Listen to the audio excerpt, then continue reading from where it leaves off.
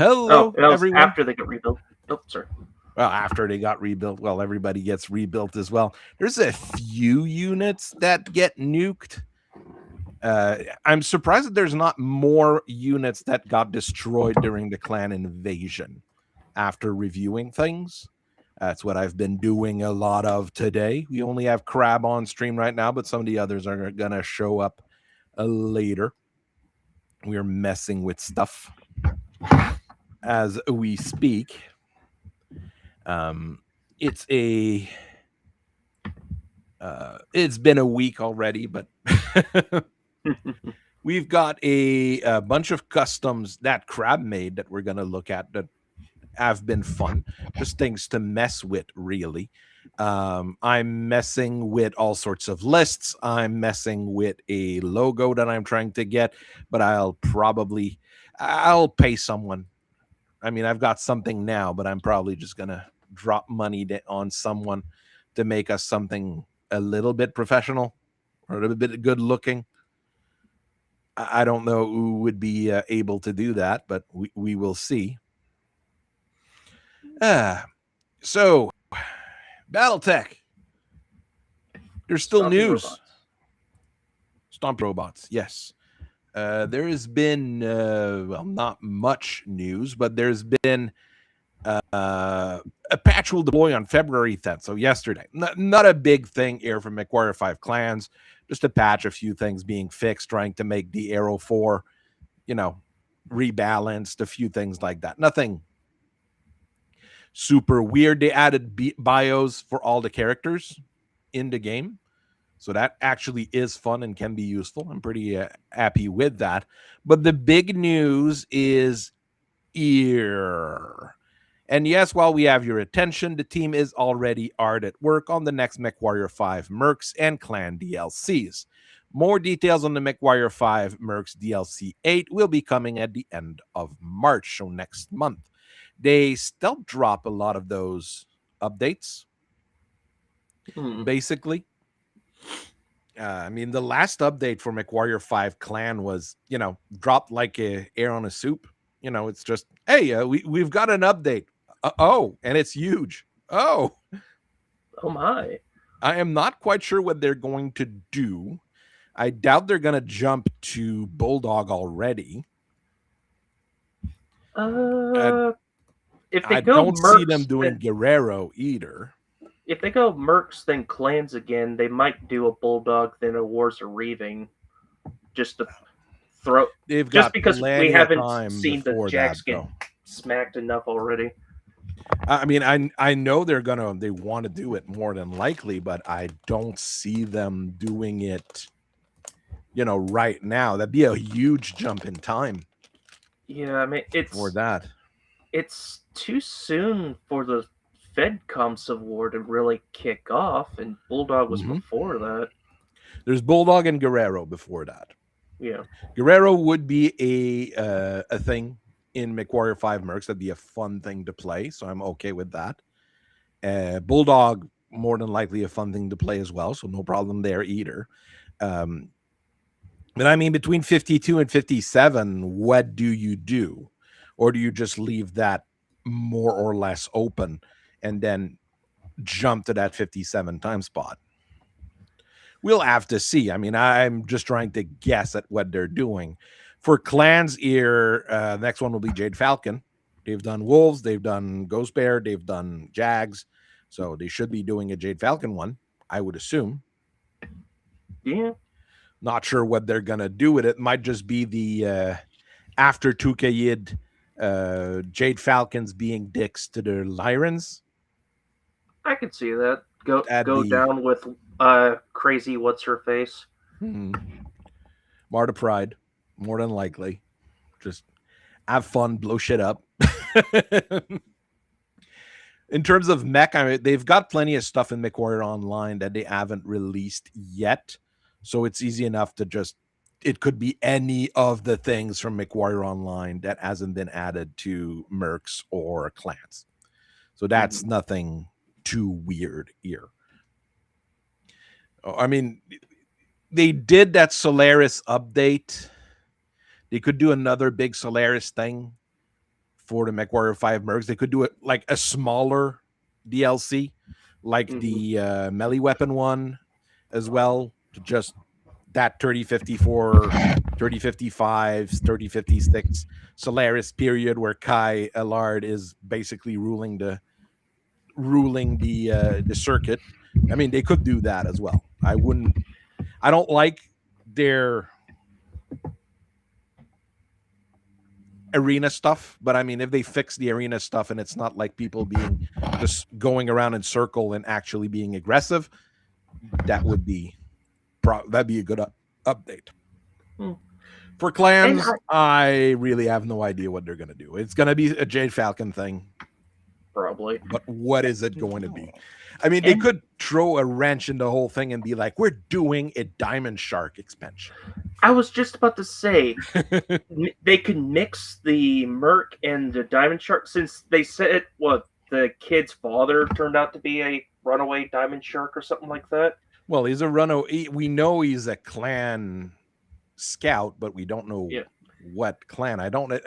Maybe I haven't played the latest expansion enough to really go through that, so I'd have to check again. I mean, there's things they can do. I mean, if they really want to go crazy, give us an Homeworld clan campaign, but I doubt that will be the next thing. Yeah, do that and have Homeworld clans in Reven or something like that. But if they do a Diamond Shark bit, they could either way of going about that. They could be the Sharks changing attitude, have to see how they have to physically change their entire clan structure, and then in the end, your big reward mech is a Mad Cat Merc 2 that you bring to the Inner Sphere to sell, and then force people to buy it when they don't buy it. That'd be an actually Mad Cat Mark II is pretty good, and people it is popular. Hi Armor, how are you doing? Diamond Shark Simulator, except it's a tycoon game. It's a mix of clans and mercs, and you actually have to make money. Like your goal is to reach, milestones and how much money you've made, and that's how you progress the game. It's like, when do coolant pods come into the setting? You remember? Coolant pods? That's a silly question. That's the kind of thing that probably always existed, but became, an actual thing later on. Just like all the melee weapons. Well, I remember like mech mortars are technically Age of War, but it's just that they become forgotten about when LRMs start coming online. I mean, mech mortars are good on against things that have too much AMS, or if you like to just do indirect fire all the time. Both of which are good. Yeah. So, which we have learned, when you're stuck in a heavy forest map, indirect mortar fire is okay. Prototype design and production. So they come into production in 3056 for Clan Steel Viper, or 3049 for Federated Commonwealth. So actually by the time of Clan Invasion. I mean, the thing is with coolant pods, like I was saying here, it's probably like melee weapons. It existed. Everybody had them, but nobody had them stock on anything. It's like the kind of thing that was someone jury-rigged into their mech. And at some point, people were like, okay, we're rigging it enough. Let's try to figure out how it actually works, and let's try to standardize the whole thing. Yeah.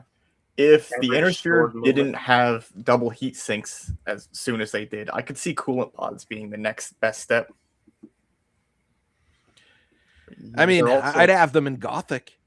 They're also a lot more forgiving, because I thought you had to activate them during your weapon phase, but they don't activate until the heat phase, until you can decide. Do I want to shut down or not?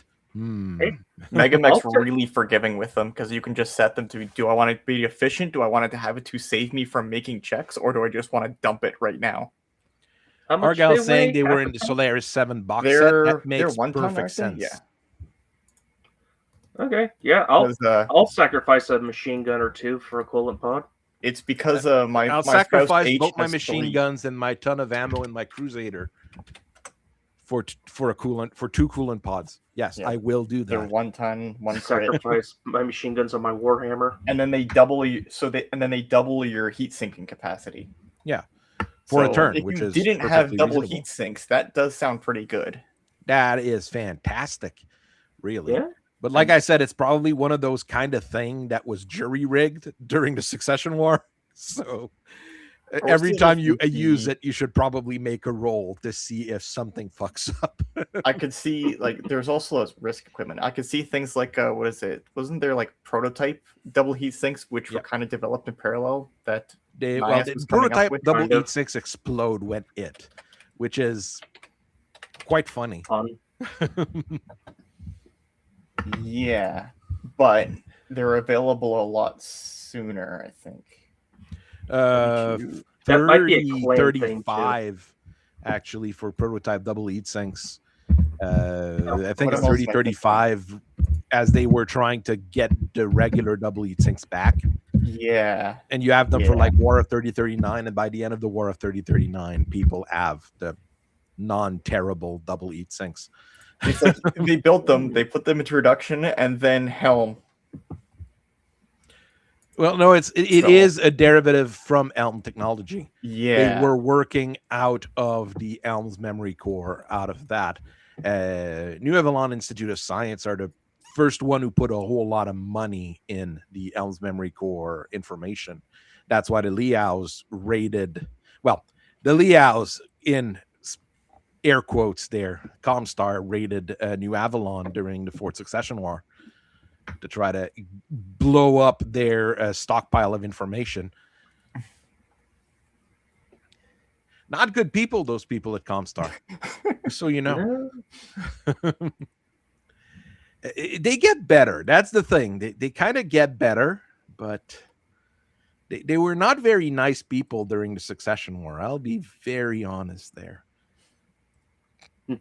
And I'm pretty sure when they opened the vaults and told everyone what we did, can't remember exactly when. It's after Tukayid, and I'm pretty sure people would have been a little bit more pissed. I think it was when Victor took over. Is it when Victor took over? I think possible. So Victor opened up a lot of stuff after he took over Comstar. An almost nice guy. Short, but he's a nice guy. I mean, the coolant pod as an anti-infantry weapon. I mean, that's a fluid gun, technically. It's basically a flamer with actual ammo, and you can load them up with coolant, and things can get very funny with them, both as a weapon and as you spray one of your friend with coolant to try to cool them down. I mean, I've heard of someone taking like a coolant truck along with like a flashman. I mean, at some point you might need to. I mean, it's a flashman after all. A fantastic mech, but it does run odd. It does run quite odd. Oh yeah, I forgot that happened with Victor. Oh, that's amusing. I have to. The way Catherine got snatched up by Clan Wolf, Victor had her on Ark Royal, and Clan Wolf showed up to blow up stuff, and then got Catherine in the deal to leave. I've been trying to make Catherine not awful for the past couple days. I think I've got Catherine's stuff pretty much down. It's Kai that I have a hard time trying to figure out, like, where he is, what he does, at what time. That's why I made my big list of unit and my big list of things. And if you try to make things make sense, you have to work. That's the sad part. Yeah. The more I look at Catherine, the more I just see a Cersei Lannister character without the incest and more familicide. Yeah, she's... Or what I've gone with, mostly with her, is she was wanting to be all-powerful, political, and everything. She gets pulled out from Ryan Steiner, Nandi Steiner, and that old Sky region, old mess over there. She gets pulled out of that and put in a corner And from that point on, she starts realizing that, yeah, maybe being a power-hungry bitch was not the best idea.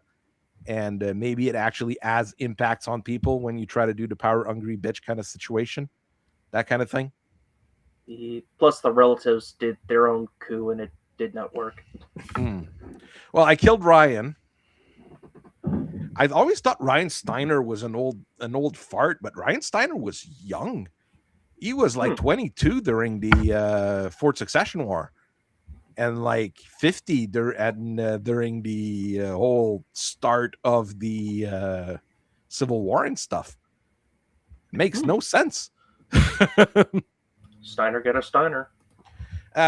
He was with a bad crowd early on, so that didn't help. His mom died real early as well, so that probably is another reason why it didn't help.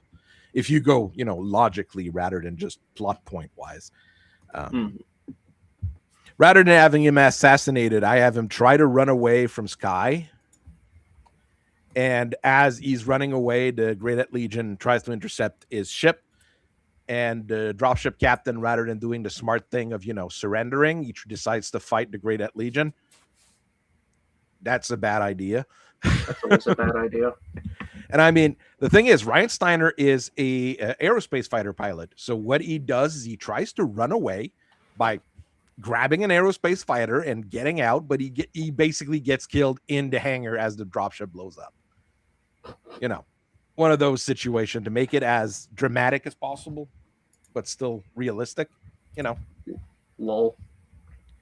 No, I don't feel bad for Ryan Steiner. He is a particular level of piece of shit. Not the nicest guy in Battletech. Not the worst, that's for sure. And well, technically there's still incest, but is it incest in a test tube? Chaos Knight? That's the question, isn't it? Yeah, that is the question. I mean, are we talking about are we talking about I mean, when you have two dads, it's also a bit weird because it's Vlad Ward and Victor and Catherine making Alaric. So, Hey, look, a tank. A tonk, Tonk, A tonky tonk. I don't know one rule about Omni vehicles. With Omni vehicles, when you're carrying battle armor, can you what can't you fire? I think it's just the sides and the rear, if it's there, if I recall. Because don't you Front lay and out turret are what still location each trooper is going to be on? Yeah. So that I if I recall, it's like 2 on each side and then 1 on the back, or something like that. The one on the back better as a skateboard. Jeez. I mean, that means that your turret weapons and your front weapons are usable. So that's a good point. That makes most Omni vehicles quite effective. There's not that many Omni vehicles. Once I think about it. And it bugs me to no ends. That's why I make Omni tanks. There's not a lot of Omni vehicles that want to have hangars on. There's that. Well, too. the other tank. What's the other tank's name? The Epona. Yeah, the Epona. I mean, you want battle armors on that thing because you're going to be able to drop them off really quickly.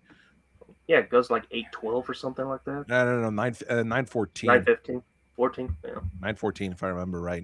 Yeah, I love running those. They're great. They're okay. They are armored like snowblowers, but they're great. It's like that and Maxims. Maxims are just Inner Sphere overall. Yeah, Inner Sphere or the Clan Maxims.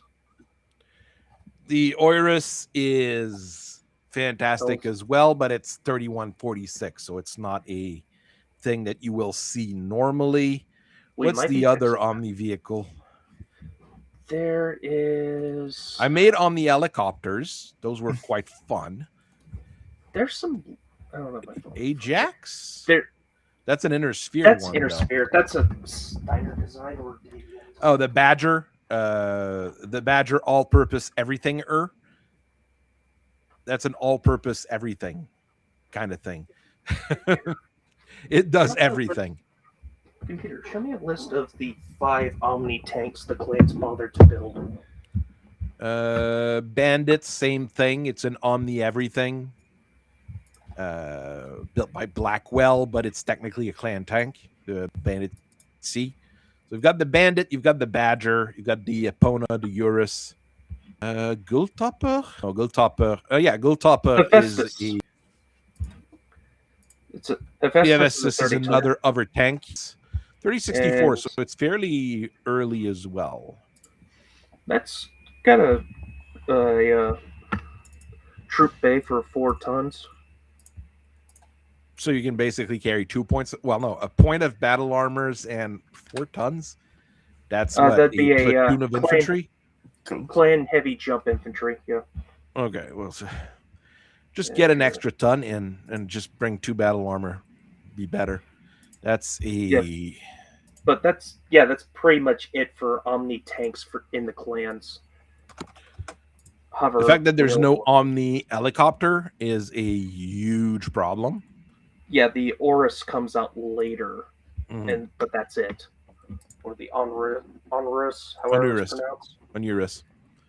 And the Onurus is basically a transport. The Urus is fantastic, to be honest. It's probably one of the better tanks out there. But I mean, it's really late production, 3146. Basically, the only Clan Hell's horse. So now, it isn't. There's nothing overly, except for the Ferrolaminar. It's the Ferrolaminar that makes it really weird. That's the only thing that really holds it back. So if it wants to wait till like 3075 or something like that, it could potentially come out sooner.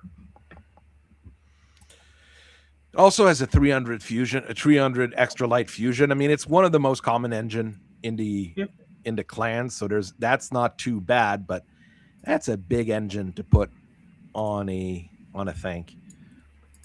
I believe it also has AES. I don't. No, you can't have AES. AES is actuator enhancement system. It might have some with targeting computers, but you can't have a.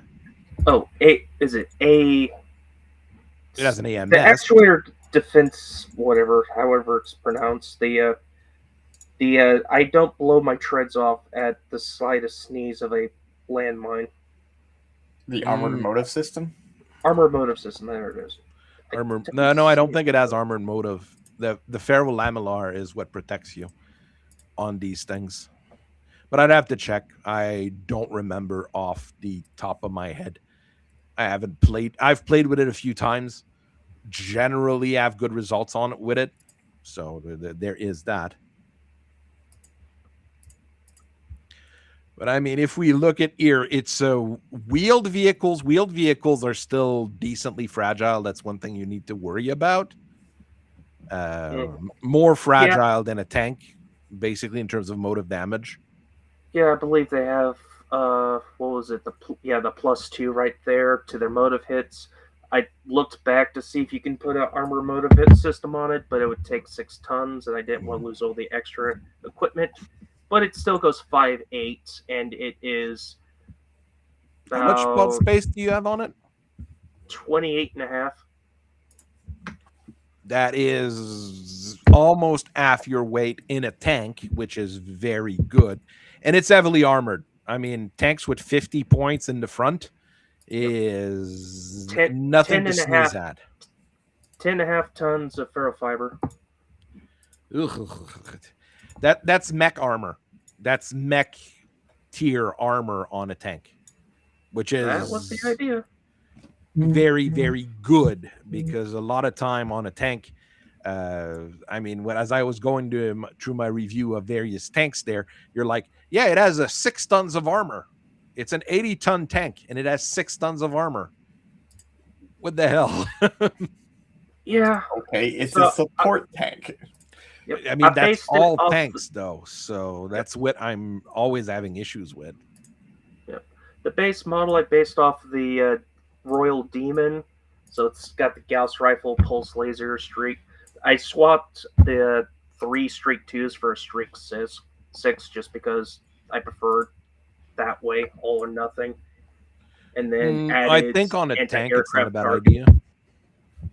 I added anti-aircraft targeting because Intersphere is going to have a lot more VTOLs coming here, or already noticeable, and the clans do not care for that. That would mean that your turret has a huge traverse, though.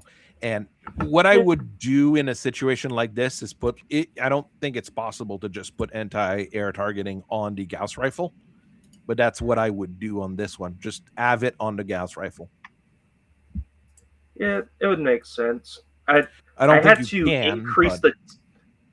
to increase the tonnage of the turrets to 2 tons already, just to fit the amount of stuff that will be going in on it, including just the base variant with the Gauss rifle. So some might. Oh, that's the thing when you're building Omni tanks, you have to amount for that in the beginning, right from the top, Yeah. right? And one variant in particular, you'll notice there's a very big gun in there, so there's a very good reason why I increased that. Because your Alpha is your missile tank variant. Yep. Oh, kind of based off of the Rhino. So the Rhino has 3, I believe, LRM 20s, so I knocked them down to 15s and just gave them Artemis and a lot of ammo. Because the Rhino is much bigger. It's an 80-ton tank, if I remember. Yes. Well, I'm looking at it now. Just one missile launcher in the turret, and you didn't put it. Wouldn't fit if you put the 2 there, or I believe it would have fit the 2, but the Rhino has 2 of them in the nose, so I just kept it for aesthetic reasons. I'd switch it. I'd switch it here. 2 LRMs in the turret. It's more usable or practical to have more of your firepower in it. And I mean, yes, it's inspired from, but it doesn't mean it needs to be the exact same thing. Yeah, that's fair. And it also would resemble the Hachiman or Hachiman or however it's pronounced. Hachiman LRM, a medium LRM clan tank. So that's another thing this could potentially replace. That's the kind of situation you don't build it to replace. You build it to supplement, especially if it's an Omni tank. I mean, we're out of Hachiman. They all blew up.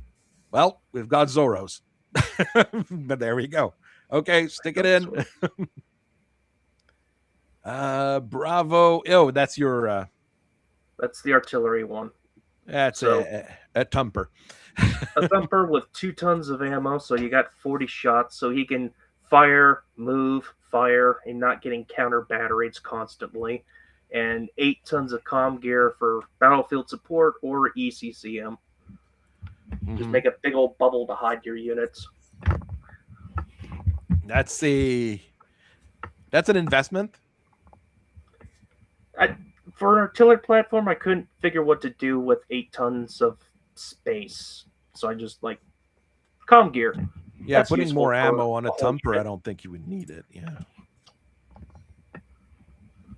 Because I mean, already 40 shots. That's a whole lot, to be honest. Yes. And with the way I did it, I couldn't up caliber it anymore without messing the turret up more. So just thumper's enough. Or that's why a lot of the artillery tank, the piece is not in the turret; it's in the front, rather. Yes. Oh, because they don't put the weight on the body. Something like that. I mean, on howitzers, in real world howitzers, most of those big guns don't have a turret. I mean, it's basically, I can't remember what the Merkava's name is, but there's a Merkava with a 150. It's 185, I think. I believe the American Paladin is like that too. Any self-propelled artillery. It's basically an Abrams, but rather than having a turret, it has a big ass gun. At least one of those tons contributes to an ER medium laser because you have the fusion engine anyways. So you have 10 feet to play with. I mean, the Thor is what it's comparable to. The Thor. Just 2 ER medium lasers. There you go. There's 10 heat. And it's the opposite on the Thor. It's the 2 medium lasers that are in the turret and the big guns in the front. No, Thor has 2 turrets. The ER Oh, it mediums counts are as 2 turrets. Okay. Yep. Or just You can has mill two. him with 2 turrets. Huh. All right. He's a silly little guy. C is a APC variant. So you got an LBX to support your infantry. You got your probe to find mines and what you're after. Flamers for against infantry. Grenade launchers for smoke or flak. And then 10-ton infantry compartment for 2 battle armors. Yeah, 2 battle armors or 1 heavy, and then you have another battle armor riding. Like, there's very few battle armor that, or very few Omni tanks that actually have those side sponsons. But yeah, the battle armor hanging on, they do take up the locations of the right side, left side, and rear. Yes, so you just won't be able to shoot the flamers while they're riding in, but I mean, being able to carry 3 points of battle armor, so 2 inside and 1 outside. This is what was it? The Magi? I think so. Yeah, that was supposed to be a city equivalent. fighting tank. It's probably the worst tank in TRO 3055, 2750. I mean, it is really terrible. Also, if there's one thing I think Battle Armor wants to ride around on its hovercraft, it just for the zoomies. Funnily enough, you can use the Omni property on a support vehicle, like those generic expandable services vehicles. They actually have battle armor handholds. Well, the thing is, it's great if you're using power armors and things like that to do, all sorts of work. You're lifting. Yeah, you're bringing your truck. You're bringing the garbage truck or whatever, that kind of thing, and you've got like a couple guys just hanging onto it, and then they drop it off and they start picking up the scrap and the salvage, sticking it in the truck. J21 made useful, still paper thin armor. Someone made a Beyblade. Beyblade. 6 machine guns, 2 ER medium laser, a long tom, an AC2, and an AC20. Sounds about right. That sounds like a Beyblade. That does sound about right. Yeah. It sounds about right. Is it good? Also, probably not. I don't know. That's a nasty loadout. Yeah. Long tom. Speed of 1-2. 100 tons. 1-2. 23 tons of armor. I mean, yes, it'll turn into a bunker anyways after 1 hit. So does it really matter? Right. It's got the long term for long range. You get set that long term range. Guess what? There's an AC20. That works. It works. I have no problem with it. It's low tech. It is low tech. It is 100%. Well, there's ER medium lasers on there, but you could probably swap those for regular. If you could medium fit lasers. armored motive system, maybe that would make sense. Rolling bunker. You don't need armored motive on a thing that goes 1-2. It's going to lose its mobility anyways. So. I don't think you can go over 100 tons for a tank anyways. You can. You can make super heavy tanks. Make it a super heavy then. Yeah. Is it the Paladin fire support tank with 2 long toms? And then a trailer with 2 arrow 4s. I like it. Yeah. And it's meant to do infantry things. stays and other things, yes. And it's available to mercs, which is hilarious. It's available to everyone because Yes, it's available to everyone because the Liaos were designing it. Then it was stolen by the Davions, and then the Davions sold it to everyone when they lost the planet. That just sounds like the definition of Gunner. Do you see West? Yes, sir. I don't want to. Yes, sir. Yep. If you looked at it, looks like the mouse. Yeah. Or nice. Or the rat. The rat. It looks like the rat. One that they wanted to build with a ship cannon on. I mean, the Paladin defense system. Yeah. I mean, it is a thing. 130 tons. It is 2-3, so it's faster than that Baneblade. So maybe that Baneblade idea would work better as a super heavy. Heavy arrow armor, yeah. It is a super heavy tank. So the thing is, at 130 tons, you start having a lot of slots in your tank. So putting heavy Pharaoh is really not a problem at that point. That's the thing. I was thinking of the Death Steer. Sorry. A Death Steer. Where is that? Look at that monstrosity. And it has a C3 unit on it. Oh, yeah. Jester siege vehicle, 200 tons. 200 tons. Yeah. Now, For the that's record, a truck. Yeah. The back is the trailer made for it. You can also carry 2 additional Aero 4 trailers behind it as well because Lamau. Because it just pulls it. Yeah, the only thing worse are those friggin' rolling fortresses that the World of This Blake is had. good.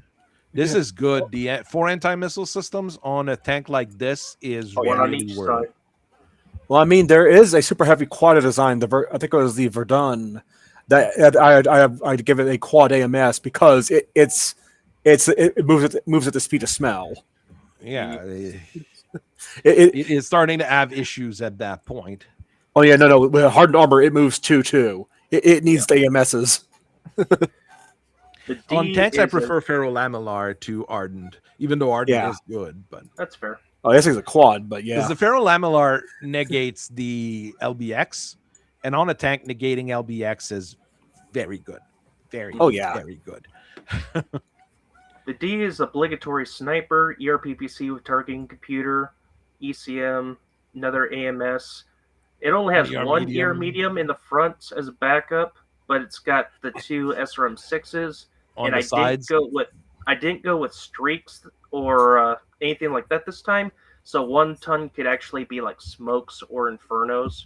So you can throw your own smoke screen without, and that seemed to be more economical than a vehicle. Infernos on the side to deter infantry. Yeah, they are quite deterred. That is for sure. The thing is, the Baneblade in war, the best way to do the Baneblade in Battletech would actually be to do it as low tech as possible, because I have a feeling Battletech technology is more advanced than whatever the Imperium is able to. Oh no. The math is telling you to use an ice engine and all like standard tech. Intro tech.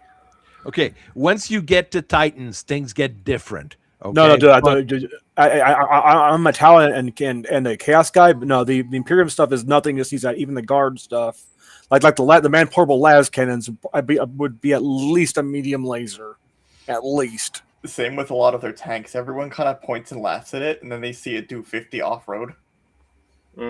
Yeah. The E are ATM, so 4 ATM 3s in the nose, 4 medium pulses, and an ATM 3 on the turret. So the turret's kind of like the Ipana Prime, and then just throw as many missiles at all ranges as you feel like, and if they get close, just light up the pulse lasers. Been popular. The ATM 3s have been popular lately, it seems. It feels more economical I don't like them for streaks, but for ATMs, they don't bug me. Also, I don't have to count, okay, it's this missile that does this damage divided by what, and that's the point groups, and I don't have to think about it now. But I love those IATM 3s with Infernos. I love them battle too. armor. They're not invented yet. That's the biggest problem here. Yeah, there's a reason why IATMs also don't exist in this setting anymore. Because things get very silly. Tournaments. Things get very silly. Yeah, and then the H is your go figure. It's an H heavy large laser. Oh, and it's that got a one's heavy built, large. Oh, it's that silly. one's built as a city fighter. So it's got a probe. It's got your targeting computer because it needs it. It has a tag so it can call Aero 4 for semi-guided as needed. And an A-pod on each side. 2 A-pods each side, yes. Would you be able to stick B-pods instead? Or is B-pods much bigger? B-pods were bigger. Just better. Yeah. The B-pods were bigger and... Oh, that's right. They weren't invented yet. That's a... Oh, that is a major issue. Something. Yeah. That is a major right now issue. A-pods. You should also be having your battle armor work with you, but... Yeah. Whenever they come around, which some other things would also be coming around, and possibly the improved ATMs, those Streak 6s are getting replaced, and the A-pods will be B-pods, and the heavy large will, of course, also be replaced with an improved variant and partridge in a pear tree. I can't have nice things. I'm not allowed. Oh, I mean, it's a 1-ton targeting computer with an heavy large laser still, so you could have an improved heavy large laser in a targeting computer, and things would still be silly. So, I don't know who made that Stalker 2C that I think Tanky shared on the Discord. I couldn't find it anywhere. I thought it said in the picture itself, but Crow Industries. Okay, I don't know them, so it is a thing. But I mean, it would be a good model for that year. But I mean, right now I've got I maybe I should print this because it just looks funny. Just a battering ram, actual battering ram. Oh, I forgot about this art. I forgot that I commissioned those. Nice. I need to, but I mean, if we can, I mean, there's some things that I'm probably going to start putting money down to try to make, so we have those floating around for more people. You know, that's fair. We're looking at the Stalker Omni, basically based off the Royal Stalker, because there was a lot of Royal Stalkers, is what you're telling me, in those caches. They were in every clan list, homeworld or invasion. It popped up somewhere. It was very amusing to me. Good old Stuker. I mean, so the base one with all the weight savings, you can cram in more systems, probe, ECM, and AMS because Lamau. And I think it also carries wasn't the Royal Stalker. What did the regular Royal Stalker have? Did it have a Gauss rifle? No, that is a Steiner variant later into heavy Gauss. So Artemis, ER large lasers, Guardian ECM. SRM racks are gone on the regular one, and you have 17 double heat sinks. Okay. Yes, so I put those back, made them streaks. I made the launchers 15s instead of 10s. So it's a big stalker. Something for everyone. Yeah, it's a stalker. It's got something for everyone. I think they even added a little more heat sinks. I don't remember. No, it's 17 double heat sinks. So on the base model, so it's the same thing as the original.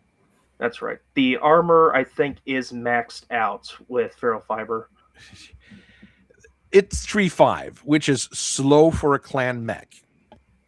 Yes, but it's also still an assault mech, and I did give it narrow, low profile because it's clan, so they gotta make it slim it down. They can do that. They slim it down.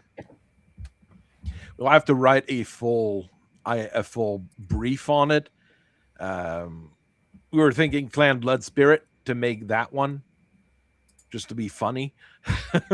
That's fair. I might end up having to change the name though, which is funny.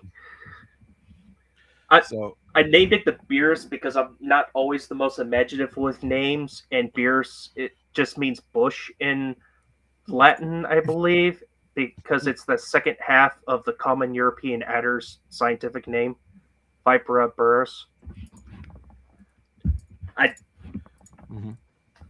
When in doubt, just look for Latin names of something, and you're good. Comeback Computer, that's the one that reduces heat by 4 as well. 3 or 4, one of the two. Something like that, yeah. And that's what the so you are going to be able to shoot 36 while running. So 36 is quite a bit here. You're not going to be able to alpha strike every time, but you know, you've got bracket firing. You got some very nice bracket firing. Well, 2 ER large and 2 LRM-15 is already nothing to sneeze at, to be quite honest. I mean, even though it's slow, I'm between that and a Warhawk. I'm not sure which one I would take. I'd actually want to do a matchup with a Warhawk versus that to see which one would stick around longer or survive. Of course, the head cap, the Warhawk has the 4 head cap weapons. True. That's more, but Warhawk's only gonna fire probably 2 ERPPCs if it's the prime at a time. That's why I don't I'm personally, I like the look of the Warhawk, but I don't like the weaponry on it. 4 ER PPCs is I think 4 ear large lasers or 4 large pulse lasers suits it better if we're going to do the that. 4 large pulse laser turns it into a monster. Yeah, Yeah. that's what Kathy used, and she still backshotted someone and then gave up. And it's like, okay, I get to be a warrior in Clan Wolf now. La la. Well, she's never meant to be a great pilot, anyways. So Yeah, I mean, if she gets that trick, she's fine. I do love the Warhawk H, 2 large heavies and then 2 large pulses with that targeting computer. That is deadly. That's when I'm being the jerk about it. I'm not gonna lie. Yeah. Now I'll say on the Warhawk subject, I tweaked the one from MechWarrior Online a bit. The Nanook, the twin Ultra 10s in one arm, the triple ER medium in the other arm, and a backup SRM6. Mm-hmm. It's a good little line breaker. Mm-hmm. I'm workshopping the Pillager for Pillager C, and I didn't want to do it just go with 2 Gauss rifle, do the same thing as usual, just let's take the clan gear and stick it in. So I was messing around with it. I brought it back to closer to the original Pillager rather than the modern one with 2 rifle. Brought down the engine from an XL to a regular Fusion so we can take those 300 XL and stick them in Dire Wolves instead of Pillagers. That's a good thing to do. Fair. 16 tons of Pharaoh is maxed out. I mean, maxed out armor on a thing. 2 small pulse lasers, 4 medium pulse lasers, 2 Ultra 10s. Oh, and a medium pulse laser pointing backwards because there's a medium pulse laser pointing backwards there's a regular medium laser pointing backwards normally on the Pillager. So it's an AC variant of the Warhammer 2C. Yeah, kind of. I dig it. The thing is, those AC 10s are stabilized because it's in the room where you'd have the Gauss rifle or AC 20s. It's so roomy that they stick the Ultra 10s in, and they've got room to put extra stabilizers and things too. And I like it though, as opposed to the arms. So never say no to that. Yeah, it wants to get right in front of its enemy. Then pulse lasers in the arms to catch something going around these flanks. Yeah, I like it. I mean, the Pillager is meant to be, just a line breaker. I don't like personally the Gauss rifle Pillager because the original Pillagers with 2 AC 20s is just like, this is a big mean thing that walks up to you, shoots up 2 AC 20s, and either kicks or punches you. That's all it needs to do. And I mean, here with 2 Ultra 10, you've got the same firepower as a 2 20s, technically. I mean, you will never do well. There's a good chance you'll never be able to do this as much damage, but it is reasonable. And it jumps as well. It's 353, so it's a jumper. Yeah. So you jump over the building to land in front of the guy and press the button to just delete him. Stuck the small pulse lasers to kill infantry because those things are going to be used in garrison work and insurrection work. So in torso, because you don't want to stop. Arm, but like your big scary assault mech is supposed to walk up to the enemy and punch them. You don't want to stop because there's conventional infantry in front of you. You can stick them on the legs. Yeah, stick them on the legs, but IP guns are fun too. There is that. They're weird, but they're fun. MechWarrior Online really doesn't like leg weapons, though. Boo. Boo. It's probably because how the model moves, it would probably make things like really funky with how they're fair, that's fair. The Ultra 10 is the Clan Ultra 10 is probably one of the best guns in the game, in my opinion. The Ultra 5 is not bad, especially the Clan ones. And now that they don't jam, Ultras are going to be like, you're always going to be able to double tap. You're not going to be always like, okay, I need to worry if I'm going to jam or whatever. It's just going to be like press button, shoot as many bullets as possible, and just keep shooting. I think it's going to be with the ultras. Like, yeah, they weigh a bit more, but you technically do 66% more damage than just taking 2 guns. In clan terms, they're the same weight as their LBs, so no real trade-off there. It's either do you want 66% more power, or do you want the cluster shots on clan mechs at least. On Intersphere mechs, I'm a big hater on that jam chance. Yeah, they're no longer gonna jam. It's one thing when it's stuff like what is it, PPC capacitors and the heavy lasers exploding because you're doing something you really shouldn't be doing with the weapon. It's improved heavies that do that, but yeah. Or no, I'm thinking the hyper laser. Yeah, hyper laser definitely. Yeah, the hyper laser is an invention. It is an invention that Elkite really likes, but they tried it on one thing and it didn't work. They keep trying it on other things and it still doesn't work. Some of the other risk equipment is basically this thing is going to blow itself out, but it's going to do something awesome. I mean, there's a few of the risk equipment that I'm okay with. The risk hypercool Myomer is the idea is cool, but the end result is like they should have taken that and put it on the next XXL engine they made.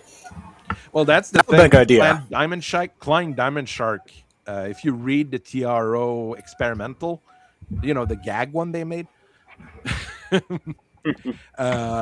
it does say like Clan Diamond Shark's like, yeah, we want the super cool Myomer so we can stick XXL engines on stuff. And I'm like, you merchants, stop being merchants. Congratulations, we have created the Dasher 3. It will be all of your money. I want to see it. A 400 Series XXL engine. I want to see it. Oh Lord! When your Locust 2C suddenly goes 30 on a sprint. Oh, you're not going to be able to fit. Silly things. It's also going to cost all of the money. Question is if it's worth it. If it's funny enough. We have perfected your Dasher spheroid. That will be one dropship. The Ultra 20 jamming is the one that always happens, Argyle. I fully agree with you. It seems to always be the case that the damn thing jams. This is Viking 2C at home. That's all the missiles. That's 40 plus 30. That's 70 missiles. That's a whole lot of missiles. That's a whole lot of missiles. And a whole lot of ammo for it. You're cased. You're fine. You're cased. Exactly. I don't have to worry about anything. Forget a beehive. That's a whole damn apiary. I mean, it's a Viking. It's basically what the Viking ends up being. So it's not bad, and I mean, it's definitely something that fits the let's make something omni and abuse it. This 2 Gauss rifles, 2 large pulse lasers. That is your sniper, yes. Why just go ER large lasers then? Because Clan large pulse lasers. Because Lamau. Because Clan large pulse lasers have a range of 20 anyways. Oh shit, you're right. Okay. Like so they're about the the Gauss rifle shoots. The Gauss rifle shoots like spitting distance longer. I thought it was a bigger difference than that. Okay. No. The Clan ER large shoots 24, 26. It's ridiculous how far they shoot. It's 25. In between the two, I was guessing. I think it's the AC2 that goes like 28 or 30. I think the Gauss and the light Gauss is the longest range. Is it light Gauss or LB2X that has the longest range? No, I think that's LB2X. That has some stupid range. That was a ridiculous range. Real quick. LB2X Clan has a range of 27. 27. Okay. Well, no, 30. 30. It's the inner 30. sphere does Okay, 27. It was 30. 30. Okay. Light Gauss, also known as probably the worst gun in the game. No, there's worse guns. 25. So it has the same range as a Clan ER large.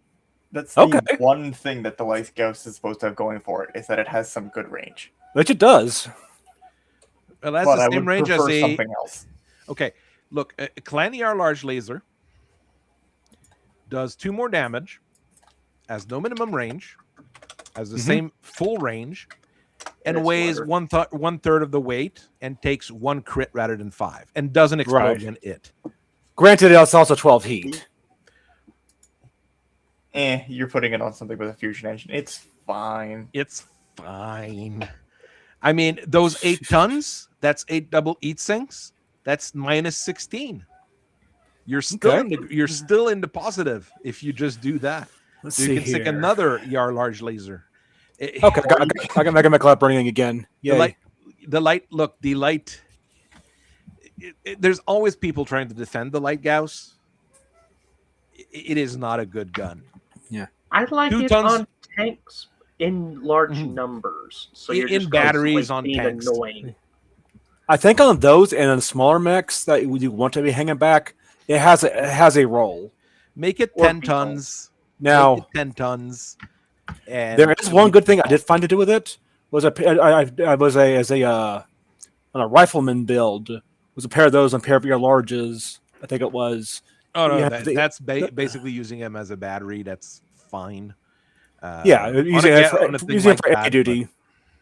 But does it at least have low BV? Like, that's the saving grace of the AC2. Is let me look. Light AC2. I have it. Let me find it. That is a sad statement. Oh, here it is. It is a rifleman. I call it 7N3. It has a pair of light Gauss and a pair of light PPCs to take advantage. Its only job is anti-air duty. It's doubling down on that. Its BV. BV2 is 1445.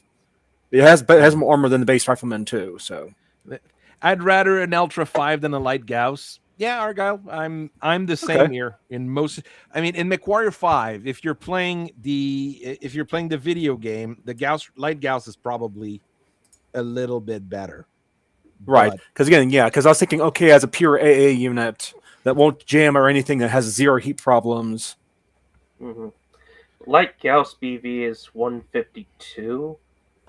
I would like to see more light Gauss infantry field guns. Oh, that would be. That's a good idea. That's a good use for them. Yeah. All right, I know what I'm making later tonight. Or or an Ultra 10. Yep. The Marians, after the Fourth Succession War, suddenly fielded a bunch of light Gauss field guns. Because you still get good ammo per ton, though, right? Because field gun and can only take 1 ton of ammo. Oh yeah, let me double check. Let me pull my. It is good. It is good on a field gun because you're going to have 16 shots, which is more than enough for field guns. Longer than the field gun's going to remain alive. Generally. Yeah, 16 shots. Yeah. It's always those annoying. I think the LBX2 field guns because, well, 1, they're very far away. Shit, I closed it. And 2, they're going to be shooting at you all the time. And against tanks, an LB2 field gun is really nasty because with the clusters, it is going to do motive hits. It is going to do damage. Damages your motive hits, and now you're out of range and stuck, and it just hits you again, and then hits you again, and it stuns you, and then it kills crew. And LBX2s suddenly harassing your VTOLs from the other side of the map. I mean, the LBX2, AC2s and LBX2s against mechs are terrible. Against tank, they're deadly. That's what you need to learn about small autocannons. There's a proto mech that carries an LBX2, so I guess that's the clan equivalent. Minotaur. The Minotaur. You've got 5 of those just shooting from the other end of the map. There's your anti-aircraft battery. And then, you can't get rid of it because, you kill one of these heavily armored proto-mechs, there's still 4 more autocannons shooting at you. And if you try to stomp on it, they're going to jump you like a bunch of angry leprechauns. That is a wonderful way of saying it. Proto-mech frenzy attacks get worse and worse the bigger they are. Ultra 20, LB20, that thing is a siege breaker. It's going to break any siege. It's just carrying a demolisher. Yes. It is a walking demolisher, I have but a it demolisher has on my shoulders. pretty much a demolisher with narrow, low profile. Because Lamau. That moves Well, 3/5 as a mech rather than as a tank. So it actually has armor, unlike a demolisher, which is 8 tons of armor, I think, on a demolisher. Something like that. It is like hilariously low. Like Let's look. it is It's not got- enough for a tank that tries to be the big and be all end all, like Yep. Tex was saying in his video. So yeah. And then the D Oh. is your artillery platform. Oh, it's a Naga, Yes. but better because it's got 4 mid pulse lasers. You gotta defend yourself, and it has its own tag. So, if God forbid someone gets a little too close, tag for yourself, and then use the semi-guided ones. You're homing. The homing Your ones. homing ones. Munitions, Weird. yes. And you'd be like, wait, you're not allowed to do that. And you respond with, but I just did. I do what I want. I do So- what I want. What I want? Yeah, that's Okay, a good one. I'm running into a little bit of a problem here. Hmm? On Mech Factory, it's saying my max armor tonnage for a 55 tonner with Light Pharaoh is 12 tons. Mega Mech is saying 11. Mech Factory has some weird idiosyncrasies. Sometimes you have to change the armor and rechange it to make it work. So there's a Right. few weird things sometimes. Oh, no, I see what I did. I forgot to set it to quad. That's what did it. That makes a huge difference because a quad can easily mount a lot more armor. Yeah. Okay. Oh, Oh, it's saying, okay, the max is 13. two Okay. ERPPCs, 2 heavy large.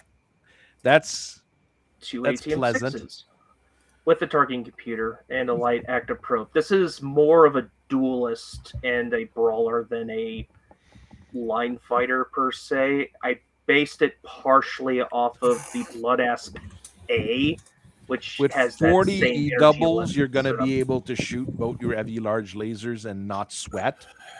Yes. That's pretty evil. Okay. Pick And a then you can range fire and the it'll fight you at that. PPCs and the ATMs together. So you PPCs, ATM, 6s, and then when they close, switch to the heavy larges to really. Ow! Down. Cat! Fuck! Someone was Ow! defeated by his cat. Yeah, he tried jumping up. He stuck his claws into my side. Fuck. Oh, yeah. That'll work. At least it's your side and not a part of your body that is sometimes more painful. Yeah. God. Fuck, that hurt. I like that. I like that Walker. It with the variants, it works exactly like we're meant to have them work. And since you said, like you said there, the Royal Stalker is available to everyone. Well, you just buy all of those off the caches. Well, trade for them in whatever ways you want, and just get as many as you can. Then start refitting them to this standard. Yep. I kept them the same weight and everything else, so just a bit of a rebuild. I didn't even give it Indo Steel, and I kept it with a standard engine, so they don't have to change any of that. Yeah, you just pull off the built-in equipment, start rebuilding with pods, which is probably not simple to do, but simpler than rebuilding a whole new mech, I would assume. You have something there that you can work off of.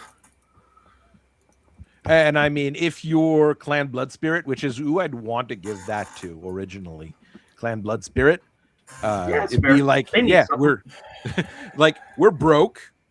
We already just got our asses kicked.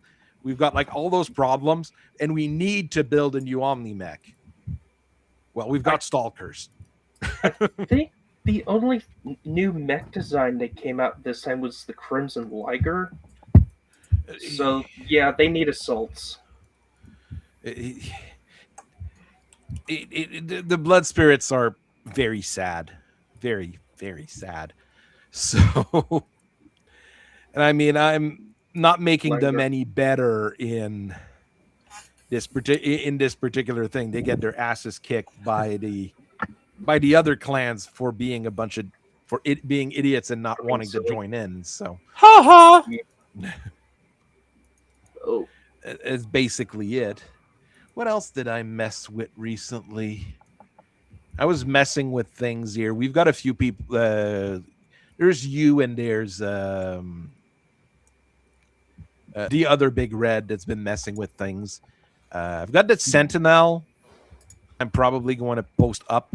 Basically, it's a Sentinel, but as an anti-air gun rather than as just a weird brawler.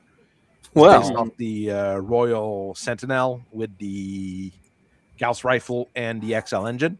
It's basically just a Royal Sentinel with a rifleman's targeting computer. nice. That works. And it matches several other anti-air platforms clans. For whatever reason, the clans love using Gauss rifles as an anti-air weapon. I have no idea. It works why. perfectly fine. I mean, the LB-20X is also a great anti-air weapon. Let's be honest. Sometimes they use hags. Well, that's the thing. They don't have that don't yet. exist at 3065. So by the very end of it, you start having them. Probably because the Ellsworth started seeing the heavy Gauss rifles and be like, "This is cool. Let's make our what own." if it was the shrapnel? Yeah, but yeah, it's if hags were available to me, trust me, I would be throwing at least one variant on. No, the AG-20 is another of the best gun in the game kind of situation. I made a Sentinel C2 with an AG-20. It has an extra ER medium laser as well, and more tons of ammo because an AG just chews true ammo really, really quickly. This is a thing that I think I can post pretty soon. I was looking at the Talon, which is I got my own an ERPPC platform. Normally, it's an odd mech. It's generally an ERPPC platform, and I decided to try to make it a NARC platform instead. Use it to deliver NARCs rather than ERPPCs, because the clans don't really have a dedicated NARC platform. I think it's don't like think anybody does actually. Model D Omni missile boats have NARCs on them, but I've only ever used those as a dueling option. NARC for yourself. Yeah, well, 2 tons of NARCs. I might change that. I mean, this is really tentative. Tag, targeting computer, mask, ECM, active probes. So the full suite there as well. 2 ER mediums and an ER small and a NARC rather than an ERPPC. And with a mask, it goes 8, 12, 16. So it will be able to get there and drop the NARCs. I think this is a reasonable thing, but it's the kind of thing that I'm still workshopping or trying to think of, like what I'd like to move or like to do. I mean, you could mount 2 NARCs instead of just 1, but I'm not sure like how efficient double NARCs would be. NARCs got a buff as well, though, in the upcoming rules. So that would be better as well, because I think they're going to do a +1 to it, and you don't have to... If you're NARC, you're always counted as being spotted for LRMs. So having NARCs might get more popular. So it might not be a bad idea to have more things with NARCs coming forward. But then again, everything's running around with the ECM anyways to counteract the NARCs. No. The Bears, the one with the Ultra 20 and the LBX 20, you could swap those out for Hag 30s and then have 3 tons of ammo for each launcher. That would be a it'd be a good anti-air gun, that's for sure. Yeah, I mean, being a demolisher, but at range. 12 shots per, or oh god, how many tons of ammo can I get if those are Hag 20s? Lucen saying that's not a talent, that's a Raven 2C. The thing with the Raven is that the clans would have almost 36. Zero connection to it. Hag 20s would be 6 tons of ammo per gun. That's 36 That's too shots. much. That's too much. No. Okay, Hag 30s would be better. We have a legit reason for a Hag 30. Yeah. The Hag 40's too big. The Ag 20 is the best in my opinion. The Ag 30 is we need a big gun, and the Ag 40 is just like the MRM 40. It's just too big for its own good. The problem with the Raven, the Fed Sons stole a whole bunch of them, so they'd have them, but I'm pretty sure the clans would, grab them and just process them for parts. Pretty sure the clans wouldn't be keeping the Ravens.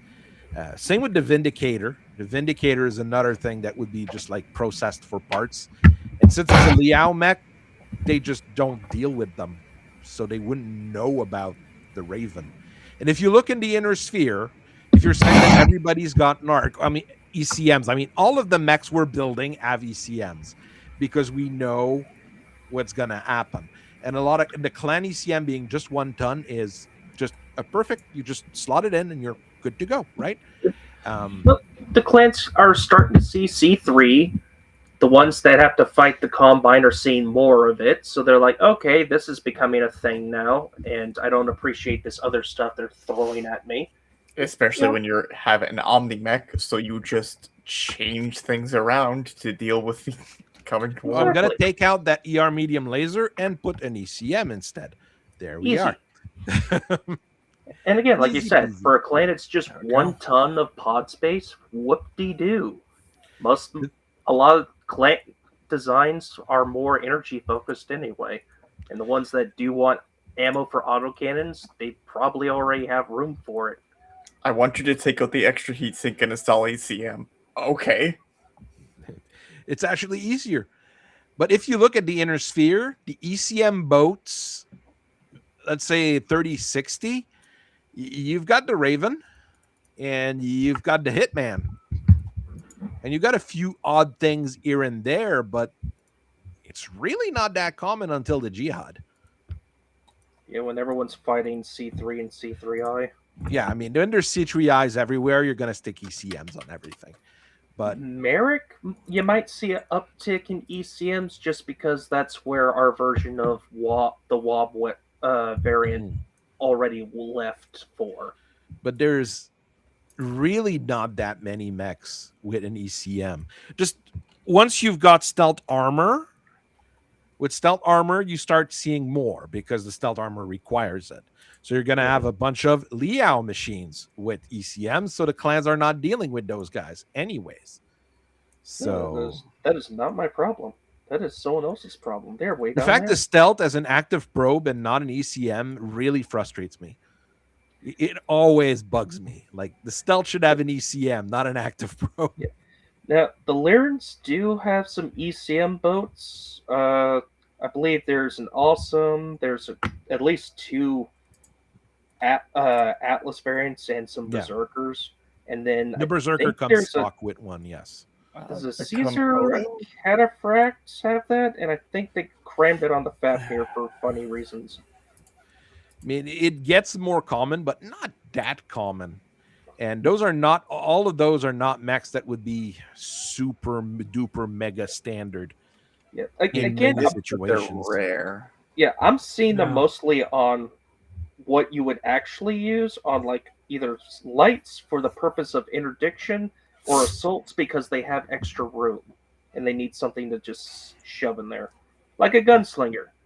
It doesn't really need the ECM except maybe to break up incoming Artemis fire control LRMs. It was built to fight the clans. Literally, that's what that mech was built for. So an ECM makes sense on it because the clans have all the fancy stuff. Fancy sensors and shit. Yeah. They're going to have the targeting computer. They're going to have the Artemis. They're going to have NARC is not that common, but you never know. This is a Beagle probe to find the battle armors. Yeah. That's what it's there for. Pulse lasers in the leg. And everybody has access to them. Everybody that matters. The FedCom, the Draconis Combine, and Rassel Haig. Yeah. FedCom and Combine works together to build that. And then they gave a bunch of them to Rassel Haig because they're ones at more of the Rassel Haig was also helping out. Yeah. They helped by out. field testing. They helped out by saying everybody was at the table, like the combat. I'm helping. And I'm the technical was helping. there. The Rassalite guy shows up and like, we're getting our asses kicked. We need Gauss rifles. That works. Because the Gauss rifle is the only gun in the arsenal of the Inner Sphere that is just as good as the clan version. Even though it's bigger, yes, it is bigger, it is just as good as a clan one. Same range, same damage, same eat. It's just bigger. So I understand why they stick Gauss rifles on everything. Now, you shouldn't be trying to engage the clans at their chosen range, but... If you have to open the engagement at long range, I want to hit them with something. It's like why you suddenly see Steiner and Davian Marauders with Gauss rifles. It only has 1 ton, but I'm only sticking at that range for a little while, and I'm closing as fast as I can. And when you're fighting other Inner Sphere dudes and dudettes, it works really, really well as well. So, because you want to open a very large hole into someone immediately, as opposed to just using a bunch of LRMs. Mm-hmm. And being able to take out a head in a single shot. Makes sense. Because when you are immediately opening up with LRMs, you're not really going to do anything. Yes, it's going to compromise the armor, but it's not going to actually do any damage. I mean, MechWarrior Online actually did that fairly well for a little while. Yes, everybody was running LRM boats because of that. But I mean, you deal tons of damage with LRMs. You're just not killing anything. The Gauss rifle will kill. So you just giving me some flashbacks there, Prof. I have flashbacks about it as well. Don't worry. You're very nice, pristine armor. No, you don't. Fucking Missile Warrior Online.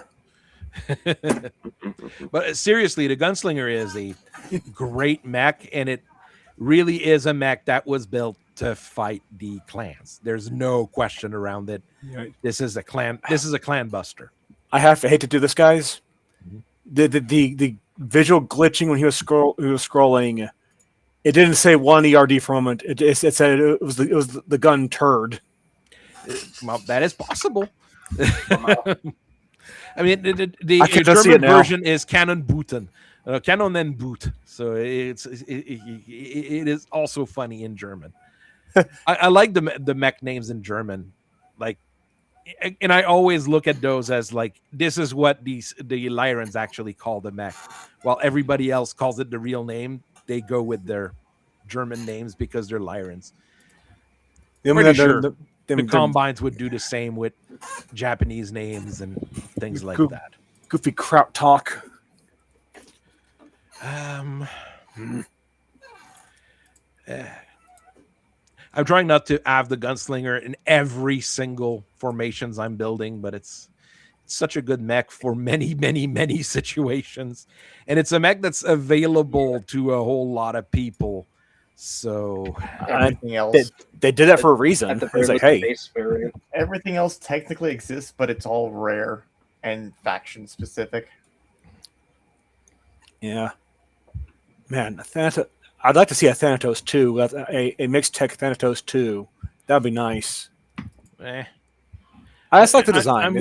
I'm moving away from the Thanatos personally. Hey, Tanky said he wasn't going to be there, but he's there. Hi, Tanky. A tanky arrives exactly when a tanky is supposed to arrive. Good evening, y'all. That's good to hear. I'm sure your boss likes that when you're driving your truck. Oh lordy. Hey, better than did being it get late, there? That's for damn sure. Yeah. Honest to God, mine more prioritizes, okay, but did you get there safely? Yes. Did you get any tickets along the way? No. Did anyone die? No. All right then. What are they complaining about? Is and did the load get damaged? No. All right then. What are they complaining about? They shouldn't be complaining about anything. If you wanted it to get there on time or a day earlier, I'm not going to go there. I'm not going to go there. Anyway, what's this slander? What's this slander about the Thanatos? What is this Thanatos slander and hate? Hey, I'm actually not slandering it. This document originally started as a should have been Omni list. So mechs that should have been Omnis that were not Omni'd. I went with the Atamoto series. Could probably make an Atamoto Omni. Not sure what we'd change on it, or if we just keep it the exact same thing that we have for the Atamoto and just say it has pod space now. I mean, the latter is always the default option for omnitizing a mech. You know, make the Prime the main production variant, and then just give it omnispace. I mean, pretty much. I mean, the Atamoto is already a Charger Omni in a way, so yeah, you know. Yeah. So this one here is the one that's really out of the. Funnily for some. Oh yeah, because someone posted their list, and I was just looking at the mechs, and so I started reading the Hatamoto's lore, and oh, excuse me, thank you. And basically, what it is it's supposed to be, hey, thugs are really cool. What if we had Thug at home, but we based it on the Chargers chassis? So we're looking at something because we got Chargers. Yes, so we're looking at something between a Charger, the different Thug variants, which really don't change that much. It's a big boy with twin big energy guns and twin missiles of sorts, and of course your various Hatamotos that get kind of wild in the Dark Age. Even before the Dark Age, there's just weird ones.